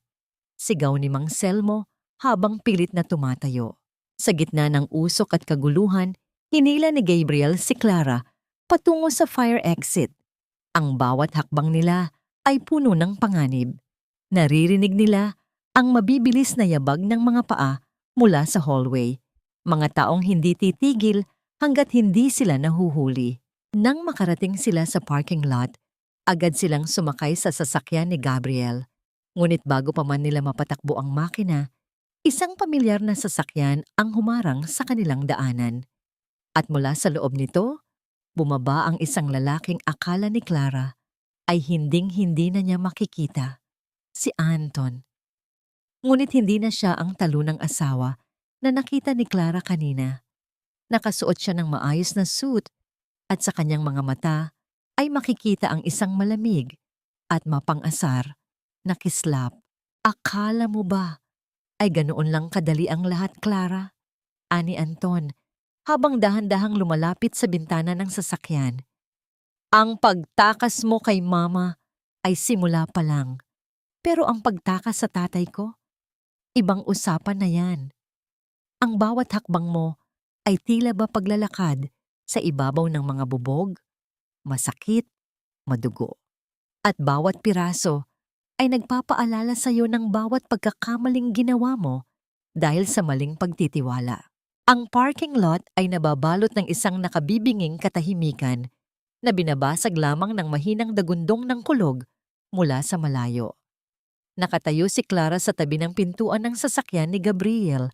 Ang kanyang mga mata ay nanlalaki habang nakatitig sa matandang lalaking dahan-dahang lumalapit. Si Ricardo Santos. Ang lalaking akala ng lahat ay matagal nang naging abo. Ngayon ay nakatayo sa harap niya. Ang bawat kulubot sa mukha nito ay tila ba nakaukit na kasaysayan ng panlilinlang. Clara, iha, kay tagal nating hindi nagkita. Ang boses ni Ricardo ay malalim at tila ba nanggagaling sa ilalim ng lupa. Ang bawat salita niya ay may dalang bigat ng 1,000 banta. Pasensya na kung kailangang maging ganito ang muli nating pagkikita, pero ang mga utang ay hindi pwedeng pabayaan na lang na maglaho. Huminga ng malalim si Clara. Pilit na pinatitigas ang kanyang kalooban. Naramdaman niya ang kamay ni Gabriel na humawak sa kanyang siko. Isang tahimik na suporta na nagsasabing hindi siya nag-iisa sa gitna ng mga lobo. Wala kaming utang sa inyo, Don Ricardo. Ang boses ni Clara ay nanginginig ngunit puno ng determinasyon. Ang pamilya niyo ang nagnakaw sa amin. Ang pamilya niyo ang sumira sa buhay ko. Isang mapanuyang tawa ang lumabas sa mga labi ni Ricardo habang si Anton naman ay nakatayo sa likuran nito, nakangisi na tila ba isang asong naghihintay ng hudyat mula sa kanyang amo. Ninakaw? Iha, ang tatay mo ang lumapit sa akin. Pinirmahan niya ang bawat dokumento ng kusa. Pagsisinungaling ni Ricardo habang iwinawagayway ang isang pirasong papel. At ngayon, bilang kanyang kaisa-isang tagapagmana, responsibilidad mo ang lahat. Ang mga disenyo mo, ang mga ari-arian mo. Lahat ng iyon ay pambayad pa lang sa interes. Humakbang pasulong si Gabriel. Ang kanyang tindig ay tila isang matibay na tore na humaharang sa daanan ni Ricardo. Don Ricardo, alam namin ang tungkol sa pamemeke ng dokumento. Alam namin ang tungkol sa mga offshore accounts sa Australia. Ang bawat kasinungalingan ninyo ay may katapat na ebidensya sa korte. Korte? Ang korte ay para sa mga taong may oras at pera, attorney. Sagot ni Ricardo, ang kanyang mga mata ay kumislap sa puot. Pero sa mundong ito, ang may hawak ng dokumento ang siyang nagdidikta ng katotohanan. Biglang sumulpot si Anton mula sa likuran ng kanyang ama. Clara, pirmahan mo na ang waiver para sa mga intellectual properties mo. Kapag ginawa mo yon, pakakawalan na kita. Pwede ka nang magsama ng abogado mong yan. Pero kung hindi, hindi mo alam kung anong kayang gawin ng tatay ko. Sa sandaling iyon, naramdaman ni Clara ang isang kakaibang lakas na nanalatay sa kanyang mga ugat. Hindi na ito ang takot. Ito ay ang matinding pagnanais na wakasan ang 7 taon ng pagiging sunod-sunuran. Lumapit siya kay Anton. Ang kanyang mga mata ay diretsong nakatingin sa mga mata ng asawang kailanman ay hindi siya minahal. 7 taon, Anton. 7 taon akong naging alipin sa bahay ninyo. 7 taon kong tiniis ang pangungutya ng nanay mo at ang panloloko mo. Ang boses ni Clara ay malamig at puno ng kapangyarihan. Akala mo ba ay mahina ako? Akala mo ba ay wala akong inihanda? Dahan-dahang inilabas ni Clara mula sa kanyang bag ang isang maliit na digital recorder. Pinindot niya ang play button at ang boses ni Anton na kausap si Ricardo noong nakaraang gabi ay umalingaw-ngaw sa parking lot. Isang pag-uusap kung saan malinaw nilang inamin ang pagpatay sa ama ni Clara para makuha ang mga titulo. Namutla si Ricardo. Ang kanyang kumpiyansa ay tila ba naglaho na parang bula. Akala niyo ba ay ganoon lang kadali ang lahat? Ang bawat banta ninyo, bawat pag-amin. Lahat iyon ay recorded. Wika ni Gabriel ng may kasiguraduhan. At hindi lang yan. Ang police unit na kanina pa nakikinig sa frequency na ito ay paparating na. Ang tunog ng papalapit na mga sirena ay muling narinig. Sa pagkakataong ito ay mas marami at mas malakas. Ang mga asul at pulang ilaw ay nagsimulang tumama sa mga pader ng parking lot. Tatakbo na tayo pa, sigaw ni Anton habang pilit na hinihila ang kanyang ama patungo sa sasakyan. Ngunit bago pa man sila makapasok, isang mabilis na pagharurot ng mga sasakyan ng pulis ang humarang sa lahat ng labasan. Nakita ni Clara ang pagbagsak ng balikat ni Ricardo. Ang kanyang tungkod ay nalaglag sa semento. Lumikha ng isang matunog na kalansing na tila hudyat ng kanyang tuluyang pagbagsak. Nakahinga ng malalim si Clara.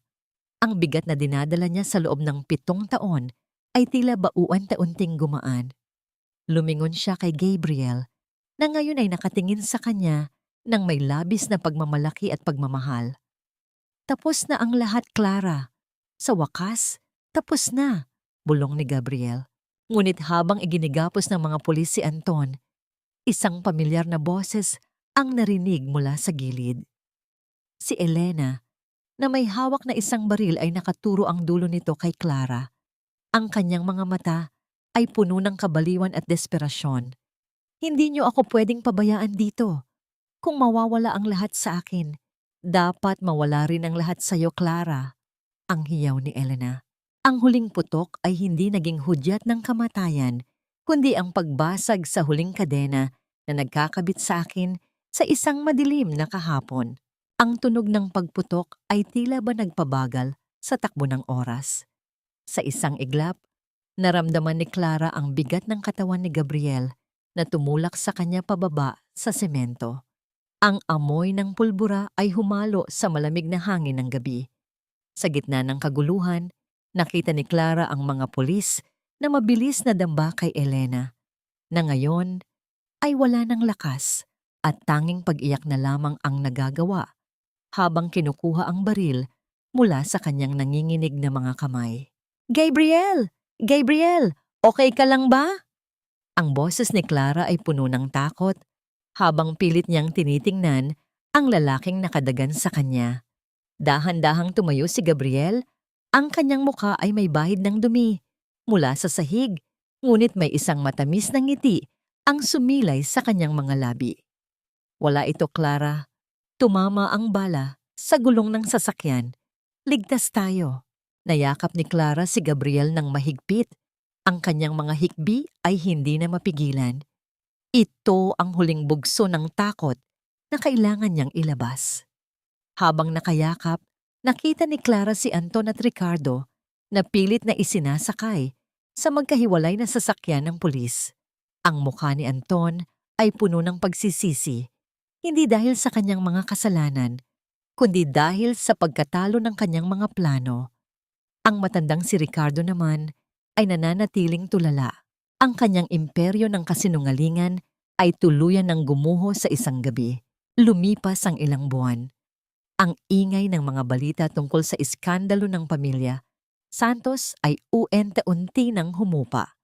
Sa isang maliit na opisina na puno ng mga blueprints at amoy ng sariwang tinta, nakaupo si Clara. Hindi na siya ang babaeng nakasuot ng kupas na duster. Ngayon, nakasuot siya ng isang matikas na puting blazer. Ang kanyang buhok ay maayos na nakatali. At ang kanyang mga mata ay nagniningning sa bagong layunin. Dahan-dahan niyang hinaplos ang pangalan sa pintuan ng kanyang bagong kumpanya, Clara M. Architecture at Design. Sa wakas, ang kanyang mga likha ay hindi na pag-aari ng iba. Nakuha niya muli ang bawat piraso ng kanyang dangal. Ang utang na ipinataw sa kanya ay formal na nabura ng korte matapos mapatunayan ang lahat ng panloloko ni Anton. Bumukas ang pinto at pumasok si Gabriel. May dalang isang maliit na bouquet ng mga paboritong bulaklak ni Clara. Simula ng gabing iyon sa parking lot, hindi na sila naghiwalay. Si Gabriel ang naging katuwang niya sa bawat pagsubok sa korte at sa bawat gabing hindi siya makatulog dahil sa mga alaala. Ang ganda ng kumpanya mo, Clara. Sigurado akong magiging masaya ang tatay mo kung nakikita ka niya ngayon. Malumanay na sabi ni Gabriel habang inilalagay ang mga bulaklak sa isang florera. Salamat sa lahat, Gabriel. Kung hindi dahil sa'yo, baka nananatili pa rin akong nakakulong sa multo ng nakaraan. Tugon ni Clara habang lumalapit sa lalaki.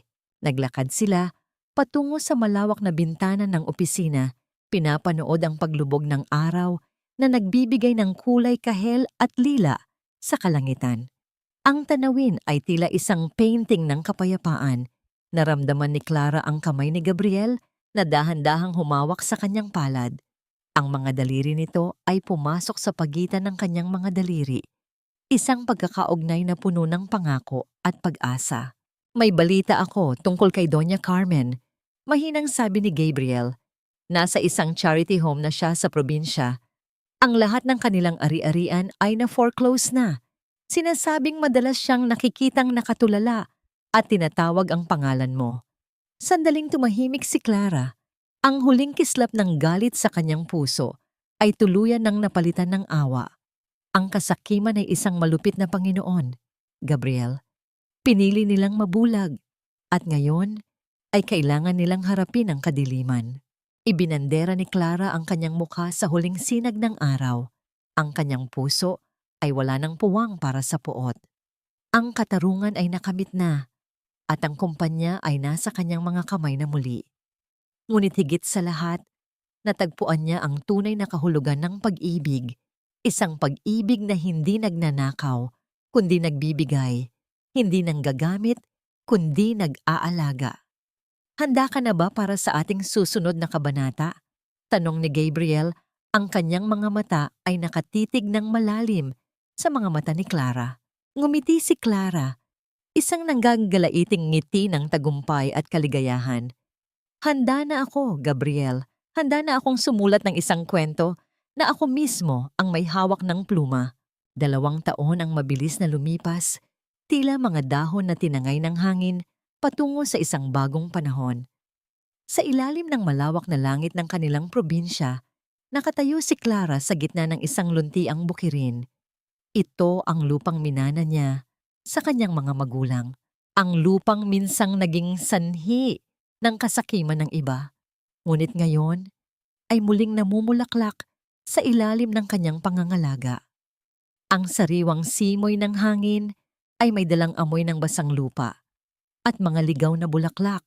Isang samyo na nagpapaalala sa kanya na ang buhay, gaano man kahirap, ay laging marunong bumangon muli. Malayo na ang narating ni Clara mula sa madilim na kwarto ng bahay ng mga Santos. Ngayon, siya ay isa ng tanyag na arkitekto na kilala sa pagbuo ng mga tahanang hindi lamang gawa sa semento, kundi puno ng kaluluwa at kasaysayan. Ang bawat disenyo niya ay may tatak ng kanyang pagkatao, matatag, tapat, at puno ng liwanag. Sa loob ng 2 taong iyon, natutunan ni Clara ang sining ng pagpapatawad. Hindi niya pinatawad si Anton at Ricardo dahil karapat-dapat sila, kundi dahil pagod na siyang bitbitin ang mabigat na kadena ng puot. Nang dumating ang balita na nahatulan ng habambuhay na pagkakulong si Ricardo dahil sa mga krimen nito sa nakaraan, at si Anton naman ay kailangang magdusa ng mahabang panahon sa likod ng mga rehas, naramdaman ni Clara ang isang ganap na kapayapaan. Hindi na siya lilingon pa sa kanila. Ang mga sulat na ipinapadala ni Anton mula sa kulungan na puno ng mga huling pagsusumamo ay nananatiling hindi nakabukas at hinahayaan na lamang niyang kainin ng alab ng apoy sa fireplace. Ang kapayapaan ay natagpuan din ni Clara sa piling ng mga taong tunay na nagmamahal sa kanya. Si Doña Carmen ay pumanaw na 6 na buwan na ang nakalilipas sa isang charity institution. Sa huling sandali nito, dinalaw siya ni Clara. Wala nang galit sa puso ng manugang, tanging isang tahimik na panalangin na sana ay mahanap ng matanda ang kapatawaran sa kabilang buhay. Ang pagbagsak ng pamilya Santos ay nagsilbing isang mapait na paalala na ang kayamanang kinuha sa panlilinlang ay tila babuhangin na madaling tangayin ng alon. Dahan-dahang lumapit si Gabriel sa tabi ni Clara. Nakasuot ito ng isang kaswal na puting polo. Ang kanyang mga mata ay nananatiling puno ng paghanga habang nakatingin sa babaeng pinili niyang samahan sa bawat hakbang ng laban. Hindi naging madali ang kanilang simula, ngunit ang bawat pagsubok ay nagsilbing pataba sa kanilang lumalagong pagmamahalan. Iniisip mo pa rin ba sila? Malumanay na tanong ni Gabriel habang inilalagay ang kanyang kamay sa baywang ni Clara. Hindi na. Mabilis na sagot ni Clara habang isinasandal ang kanyang ulo sa balikat ng lalaki. Iniisip ko lang kung gaano kaganda ang bukas. Ang katotohanang maaari na tayong bumuo ng sarili nating kwento nang walang takot. Ang bayhawk na natutunan ni Clara sa kanyang madugong paglalakbay ay malinaw. Ang pag-ibig na walang paggalang sa sarili ay hindi pag-ibig, kundi isang uri ng pagpapakamatay. Ang sakripisyo ay marangal, ngunit hindi kung ito ay nagiging dahilan ng sarili mong pagkawala. Ang bawat babae ay may karapatang maging reyna ng sarili niyang buhay at ang tunay na lakas ay hindi nasusukat sa tagal ng iyong pagtitiis, kundi sa tapang mong tumayo at sabihing, tama na. Sa gitna ng dapit hapon, ang tunog ng mga kuliglig ay nagsilbing musika sa kanilang paligid. Ang katahimikan ay hindi na nakakatakot. Ito ay puno na ng mga pangako ng isang kinabukasang payapa at puno ng pag-asa. Salamat, Gabriel. Salamat sa pagiging tahanan ko noong wala na akong matuluyan. Bulong ni Clara. Ngumiti si Gabriel at ginawaran ng isang banayad na halik ang noo ni Clara. Ikaw ang nagtayo ng sarili mong tahanan, Clara. Ako ay naging katuwang mo lang sa pagpapatatag ng mga haligi nito. Magkahawak kamay silang naglakad pabalik sa kanilang lumang bahay sa probinsya na ngayon ay muli nang nagniningning sa ilalim ng liwanag ng buwan. Ang anino ng kahapon ay tuluyan ng napalitan ng liwanag ng isang bagong simula.